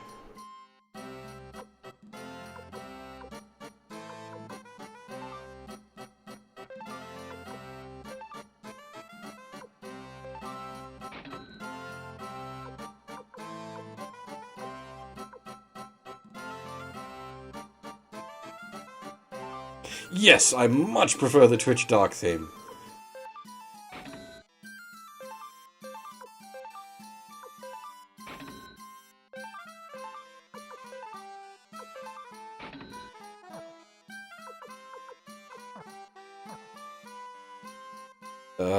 Honestly, I don't think I could use the light theme.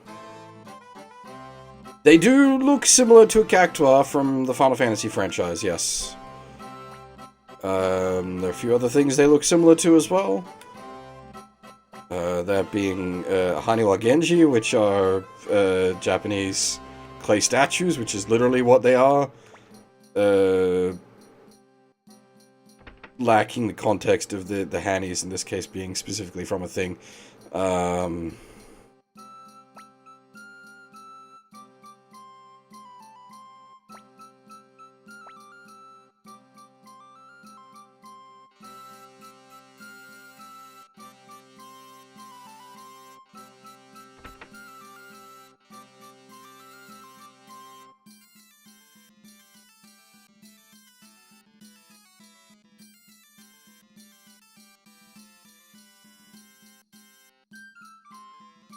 We did do a bit of a run about this place when we first came through, didn't we?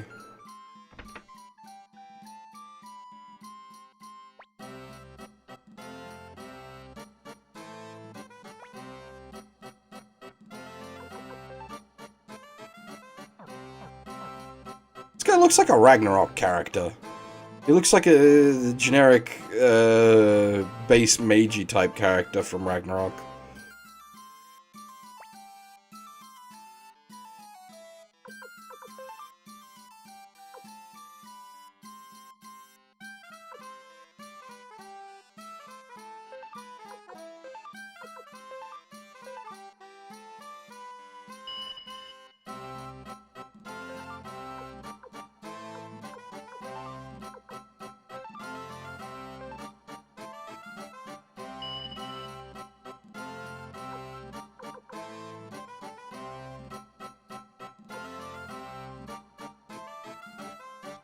Oh, interesting.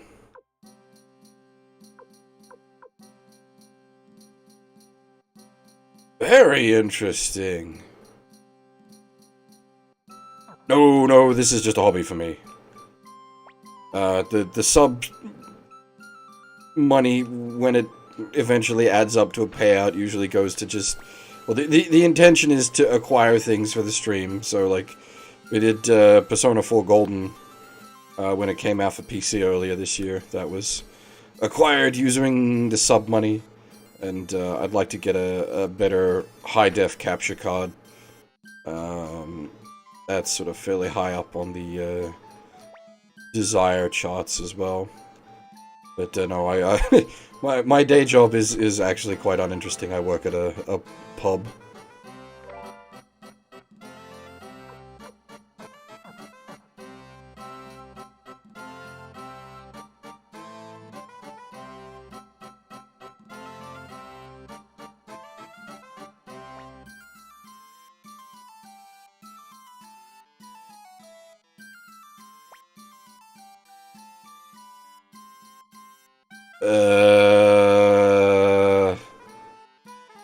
Suspect?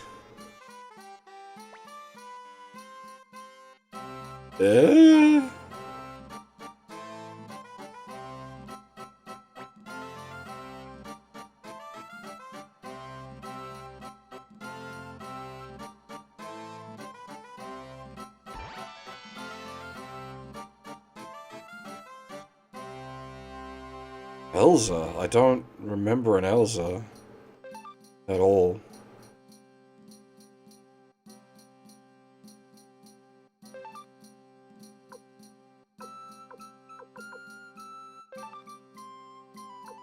Oh, no way, really?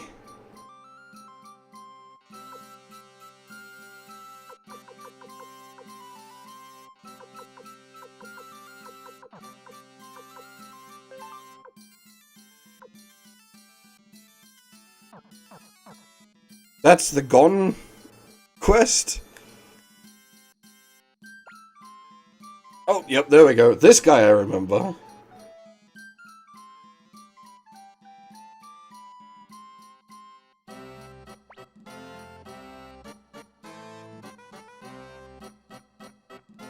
This feels like it has answers I need to be specific about. This feels like the kind of thing you can cock up since it's on the, time limit? How you say? Global timer time limit?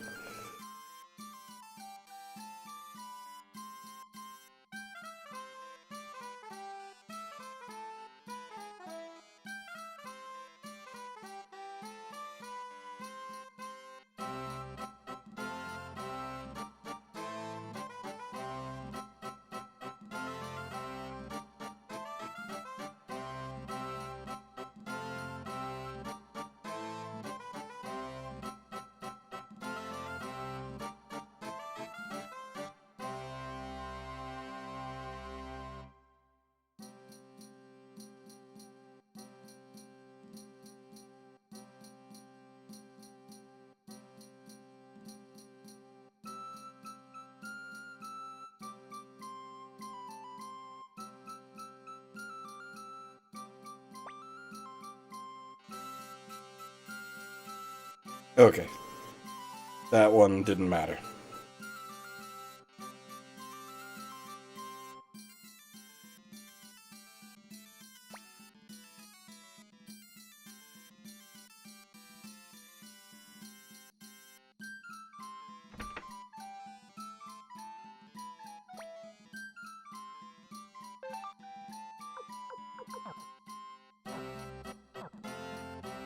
The problem is going to come in, like, making the time limit on him.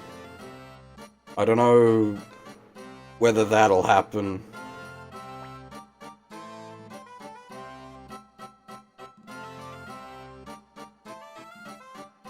RPG, like, RPG Maker is designed as a sort of generic, anyone can use this tool kind of program.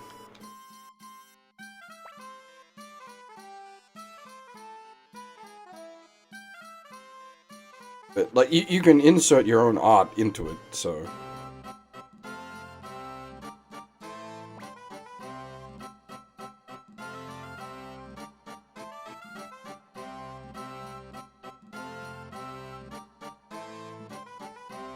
Because the problem is with the global timer, I fuck about way too much. Talking to everybody.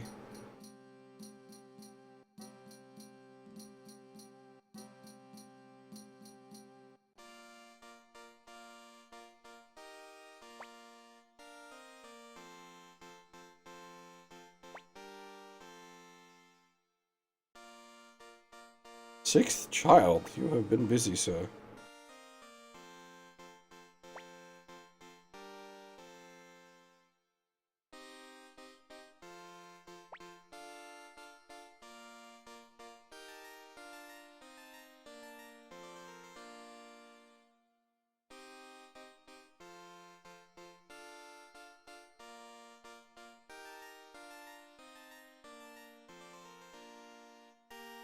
There is...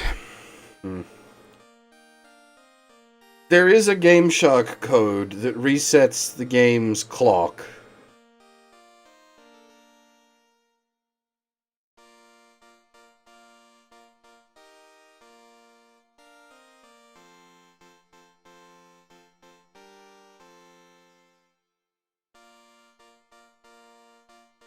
That won't work?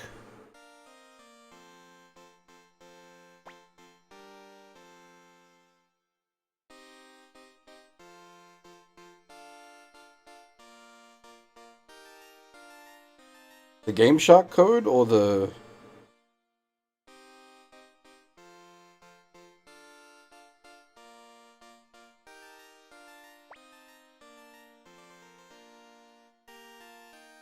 Right.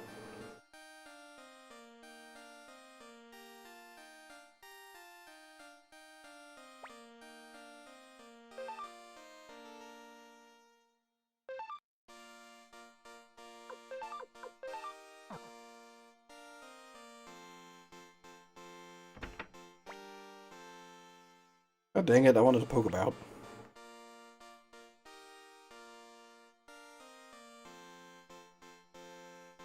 I would have thought something like the game clock wouldn't have changed its memory address from,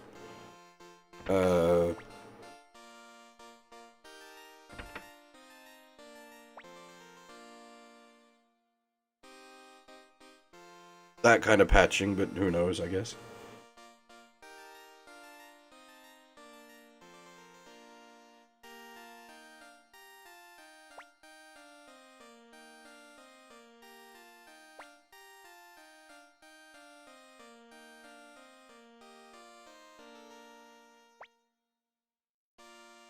Spicy lady. Oh, okay, well, maybe not then. I don't know.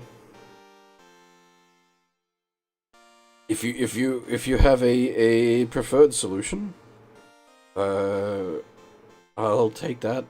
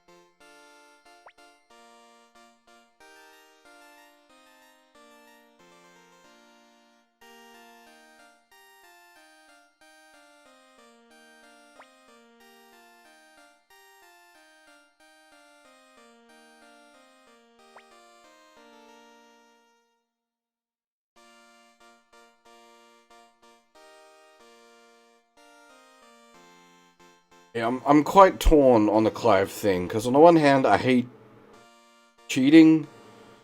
On the other hand, it would involve us essentially having to, not speedrun the game, but certainly play through at a pace well beyond uh,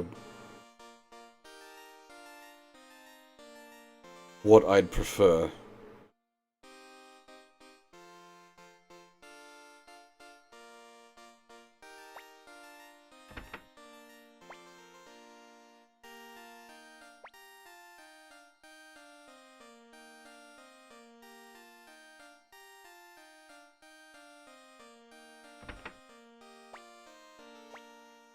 Ah, hitting the button too.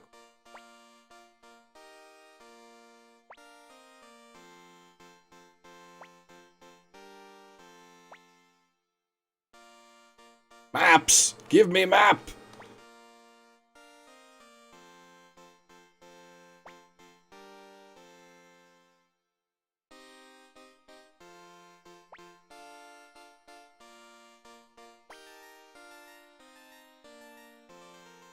Oh, I hadn't even brained that Nanami and real aren't related blood-wise. They're both adopted.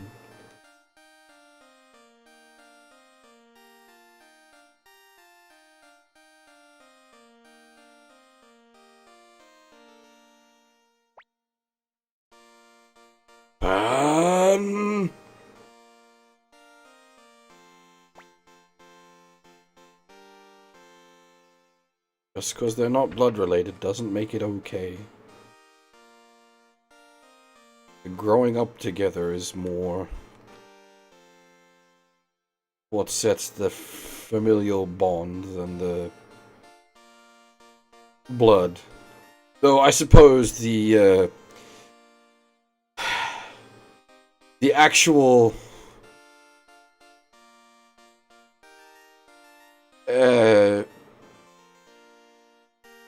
taboo element, like the reason it's a problem is because obviously the blood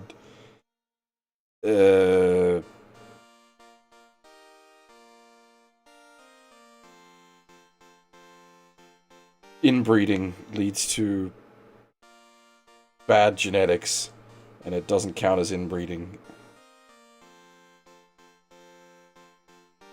Yeah, I'll definitely back up the saves before mucking about with it, of course.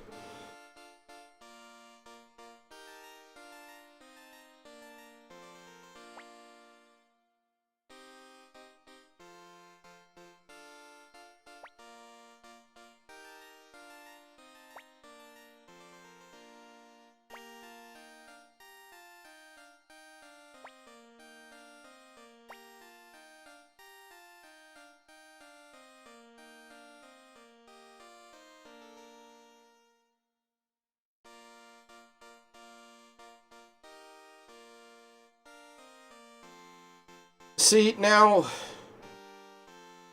we're wanted for treason under the, heading of spying on our country. Now you're actually asking us to commit the crime we're accused of.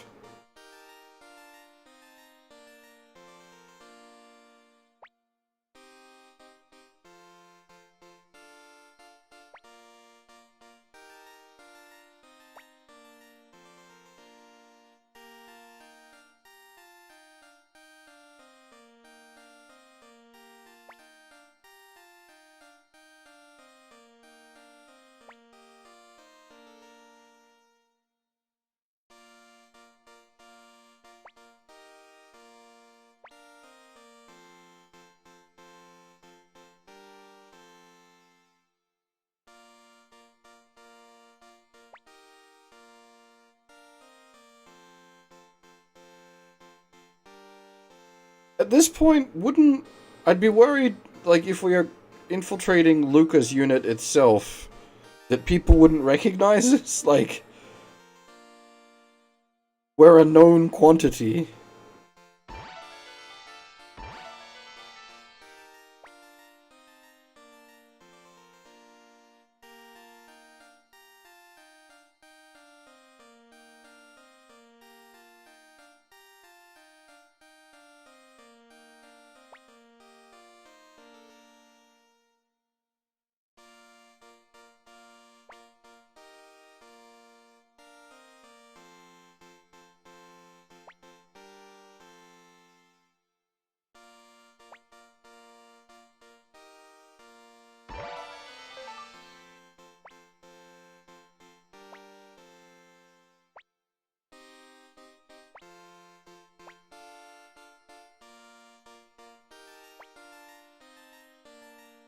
There are certain people in Luca's unit that would definitely know what we look like. Luca himself, the dickhead captain, any guards that were previously involved with our conflict.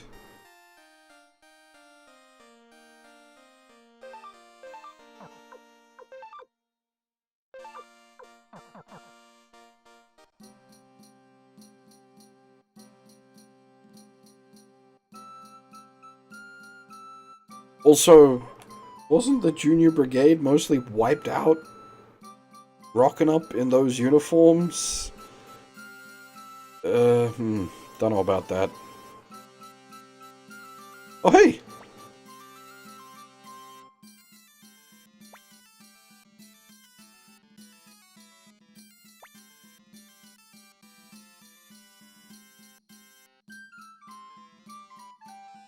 Could have used the cheat codes.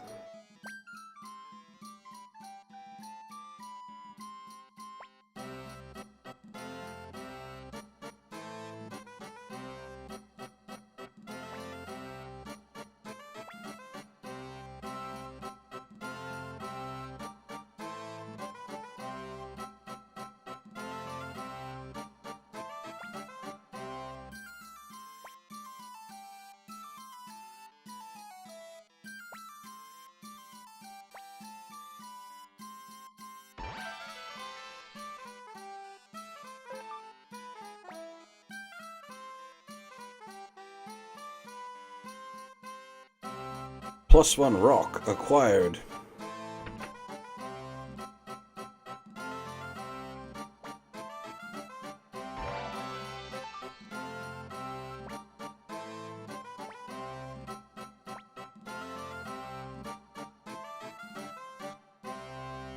Literally, the kid throws rocks as his weapon.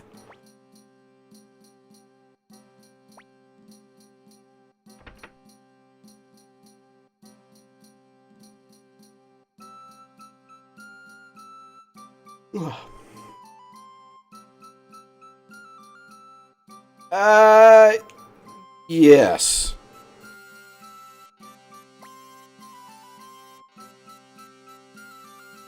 I think it's from what I can tell, less of a problem in 2. But there are a lot of characters in Suikoden 1 that you could very easily miss.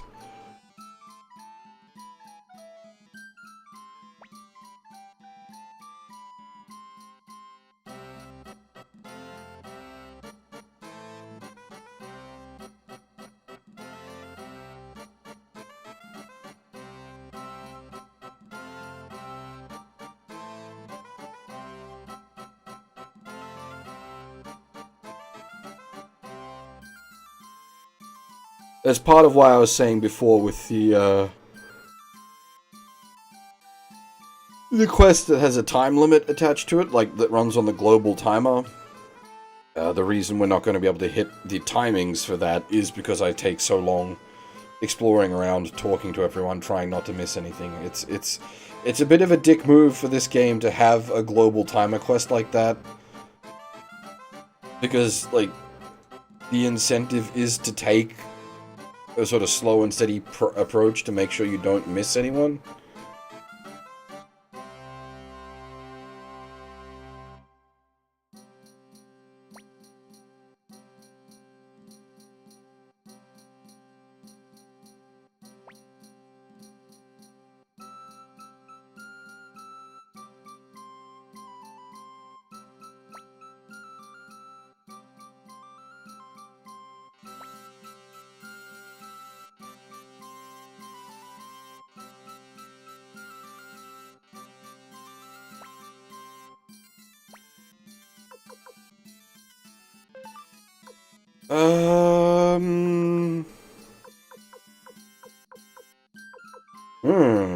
Who do we take?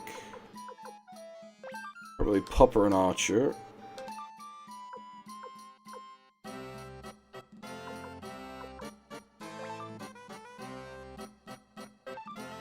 Who's our last?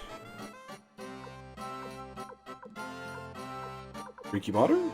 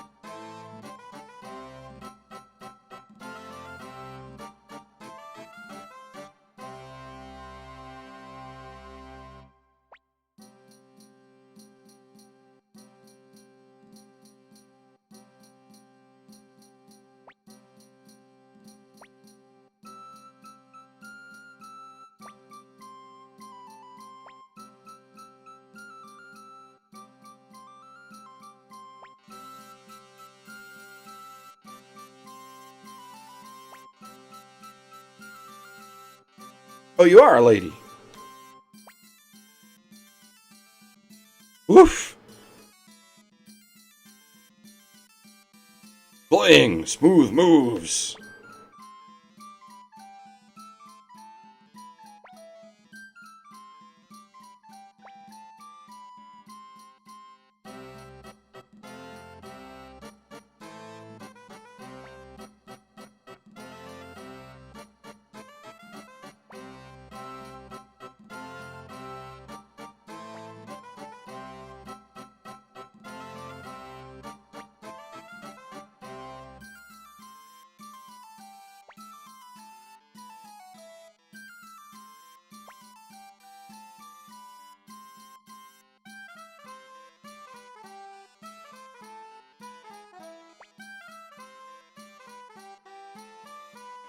Oh, okay.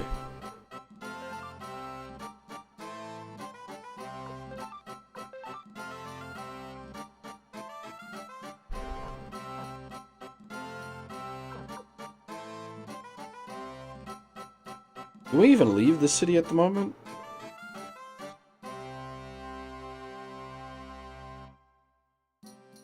Oh, hi.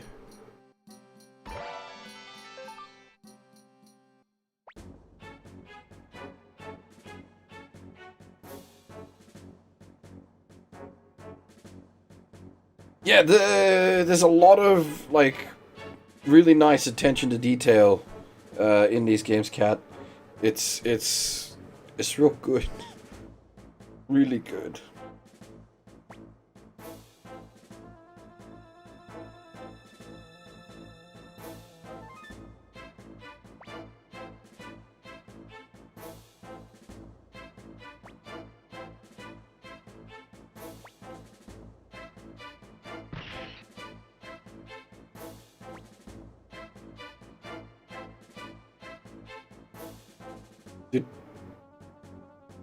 Did he shoot?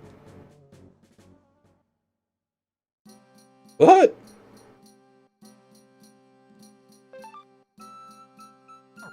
Did we just get shot? Oh, she did. So wait, he has a gun. She has dual pistols?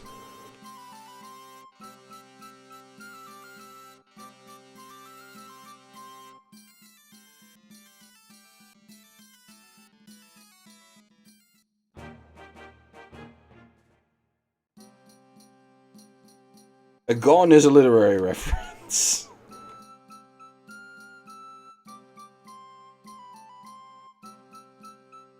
You ever read the Discworld books by Terry Pratchett?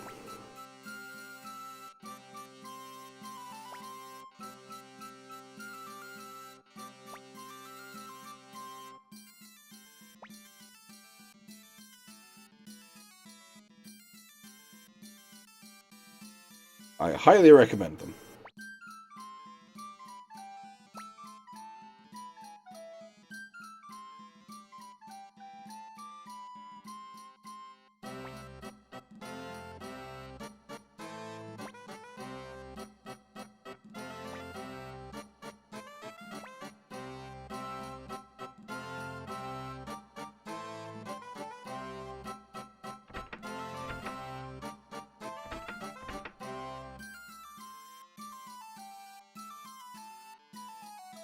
But, he has a musket, essentially. A long arm. In a world that mostly doesn't have that kind of black powder weapons.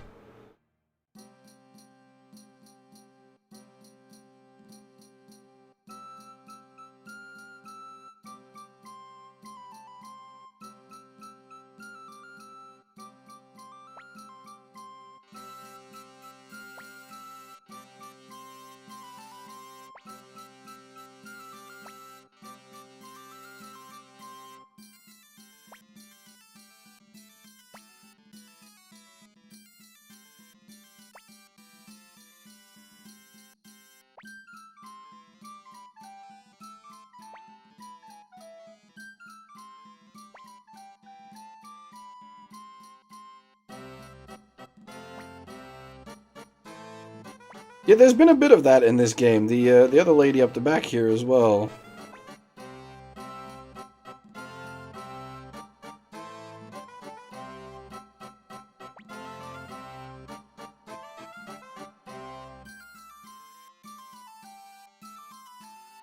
Is she actually progressing?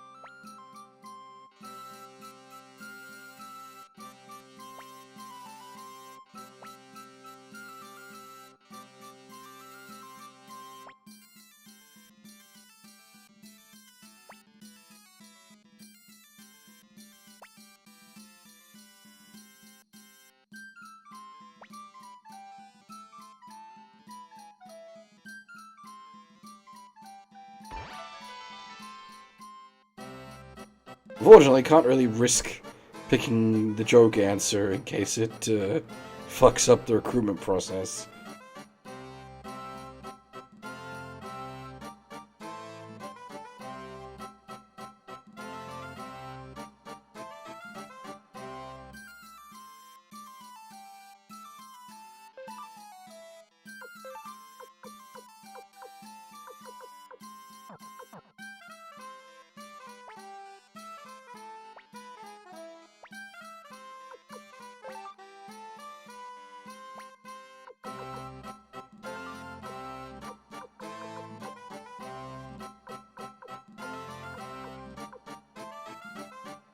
Star Sword?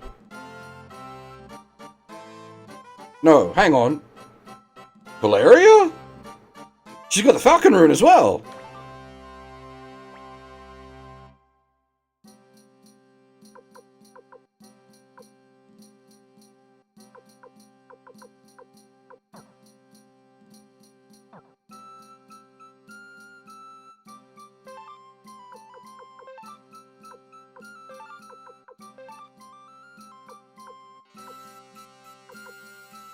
Oh, she is actually a friend of Valeria.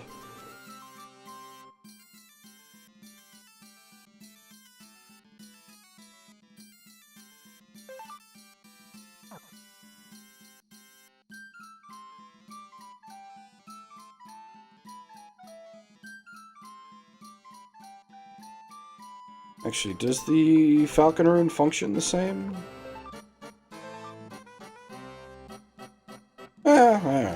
Not as good, but still decent.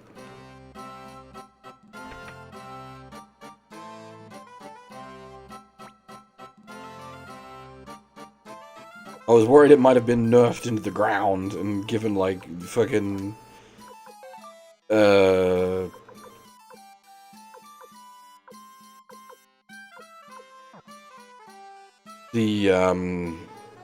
What's the cooldown negative where you go into the rest state?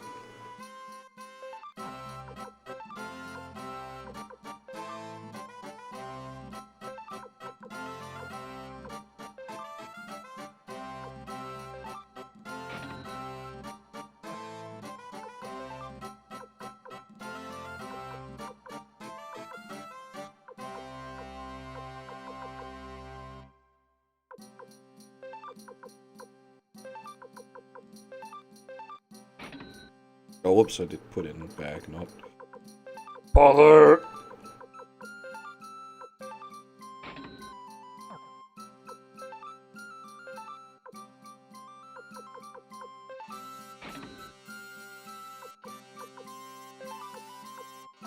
I suppose, though, being able to equip, like, multiple runes in this game means that you're not just locked into, you know, you use the Falcon Rune, that is it.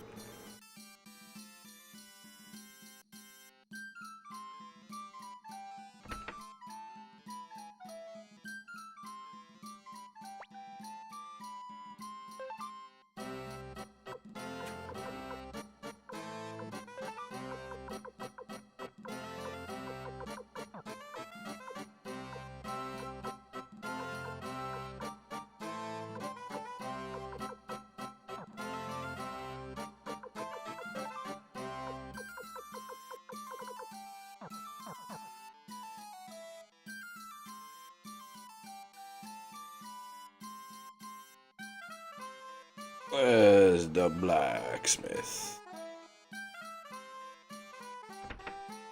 There he is.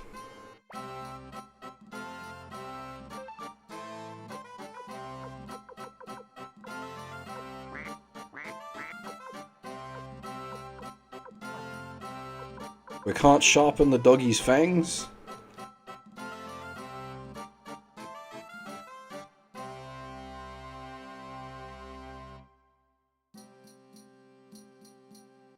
The quack quack! Oh boy, wait until you see how a dragon sounds. They're glorious.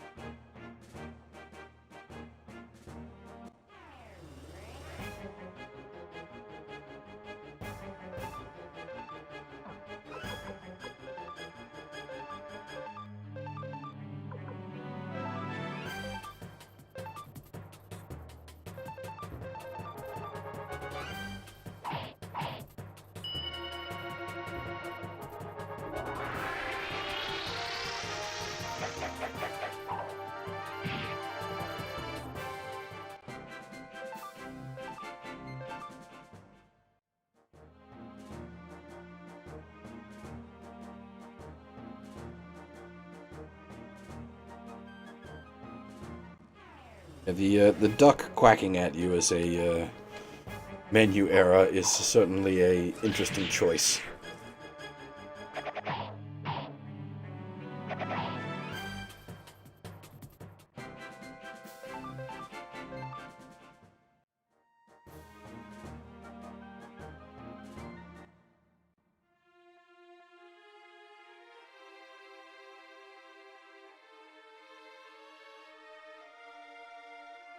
Ah, if you're wondering there, Cat, this is the village the little kid comes from that is currently mute that we've been traveling with. This is why she is a mute. She saw her parents get slaughtered in front of her, and her whole village burned to the ground.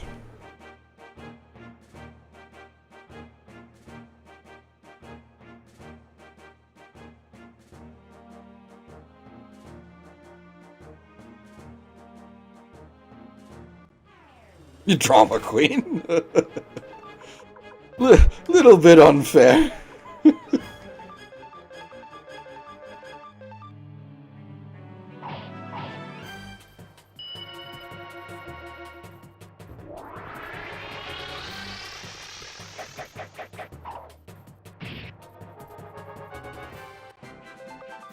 Oh, that's right. We need to be letting go, since these guys are let go enemies.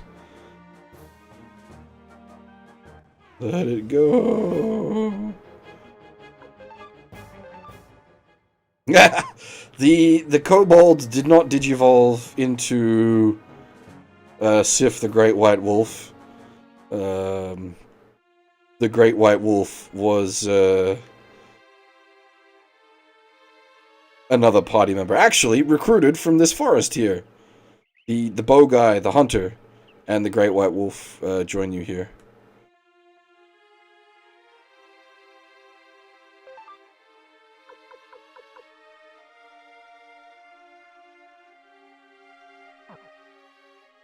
Was Elsa? Oh, that was the chick. That was the chick with the scar face and the gone guy. She was Elsa.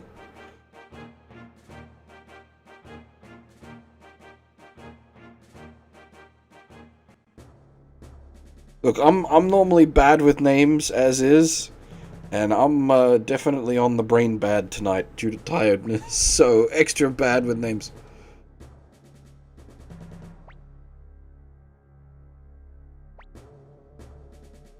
I was about to say, you smell like a cartographer.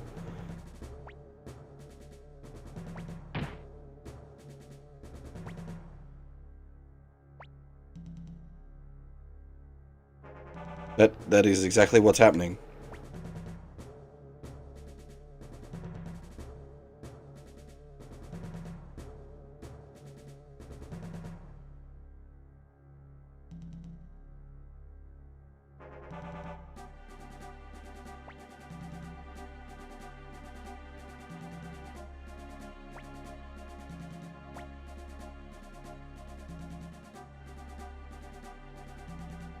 God, blessed cartographers.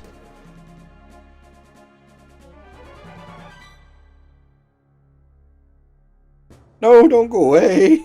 Come back. I want a map.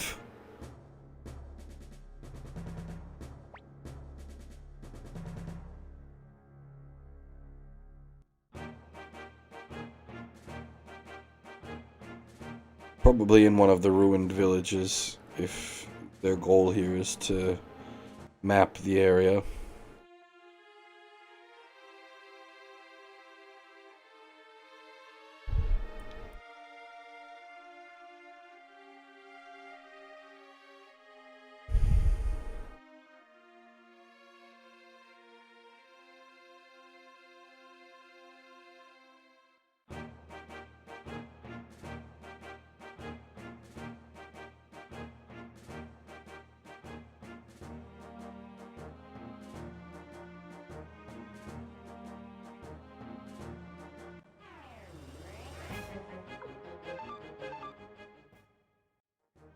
Yeah, when I was talking about like attention to detail in this game earlier, the let go function in fights is one of those attention to detail things. When the enemy is stronger than you or around your level, that's the runaway command, and it says party runs away. When you're stronger than the enemy, you can let them go, and the enemies were let off easily. Very nice bit of attention to detail.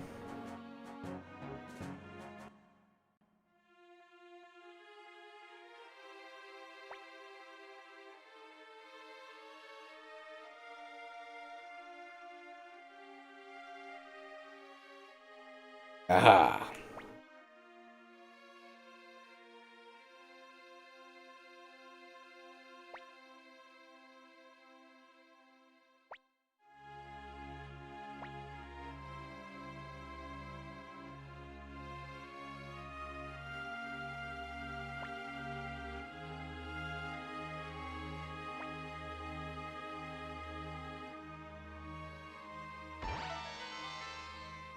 Cartographer, Ghetto!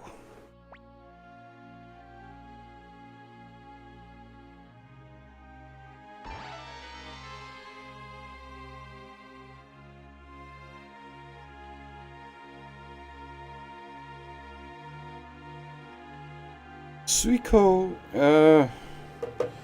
actually thinking on that, is that water paper? Water document?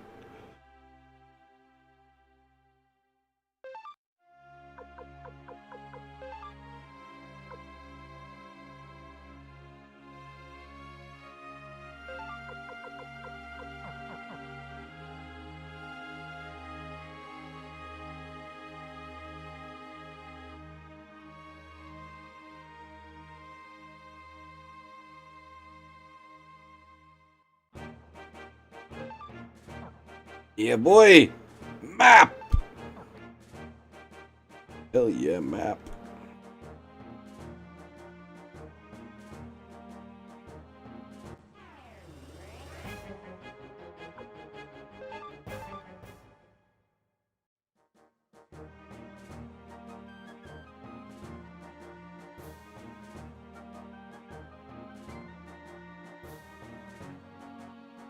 Where were we going to scout out the enemy army?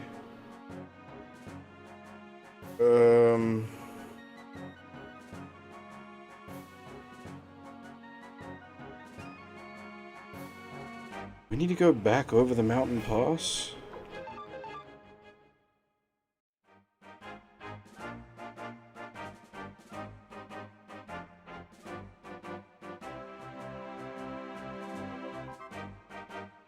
Yeah, neither of these places are of any use to us.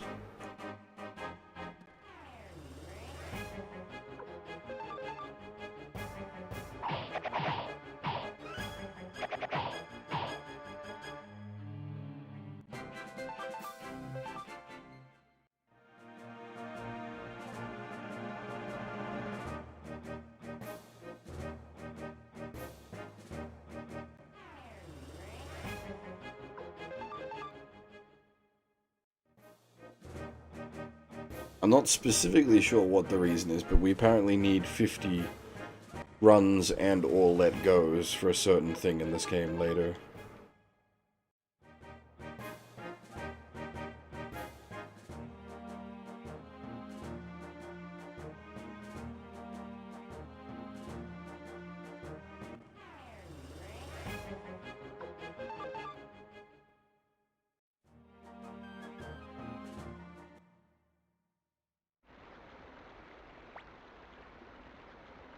Still not fixed.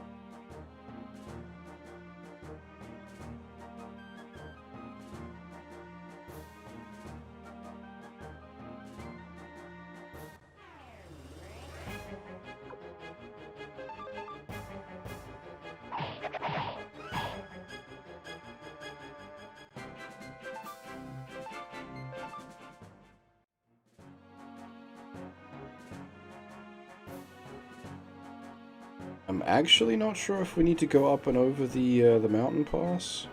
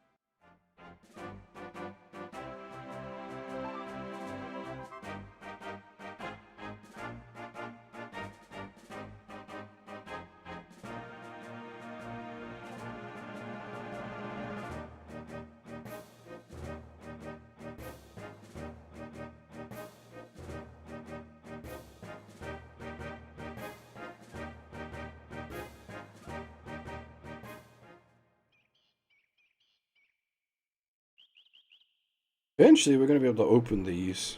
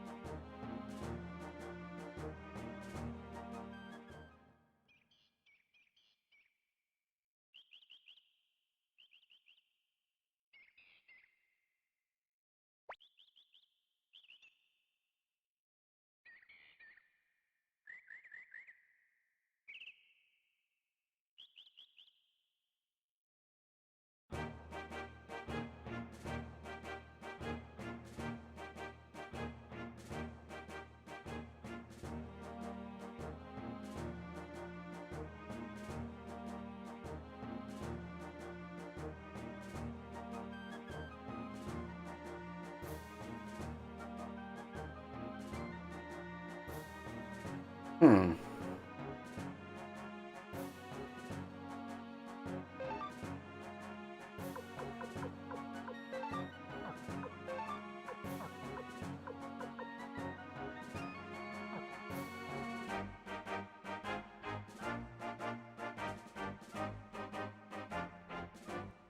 If the bad guys have already been through here,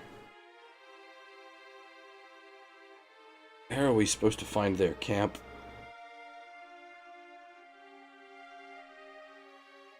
Unless it is actually, like, on the other side of the mountain pass. Hmm.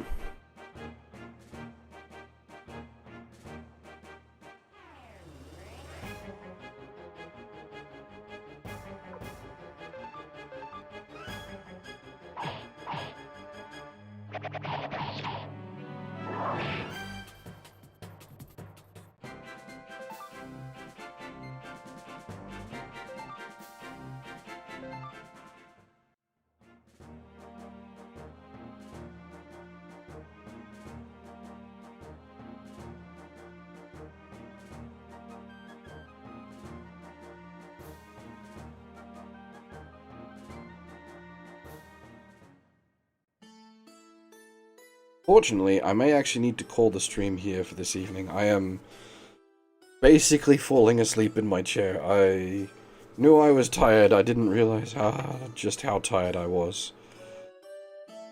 So this makes it a very short stream for this evening, which I am... I do apologize for.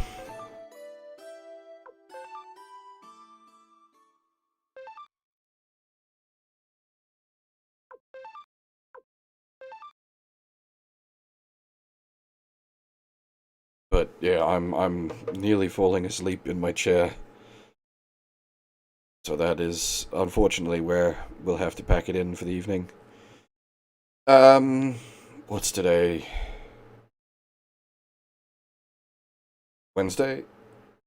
Yeah, cool. There will be a stream tonight at the regular time. There shouldn't be anything to interrupt that. Hopefully I should be much less tired as well, so we get a full 6 hours in tomorrow night.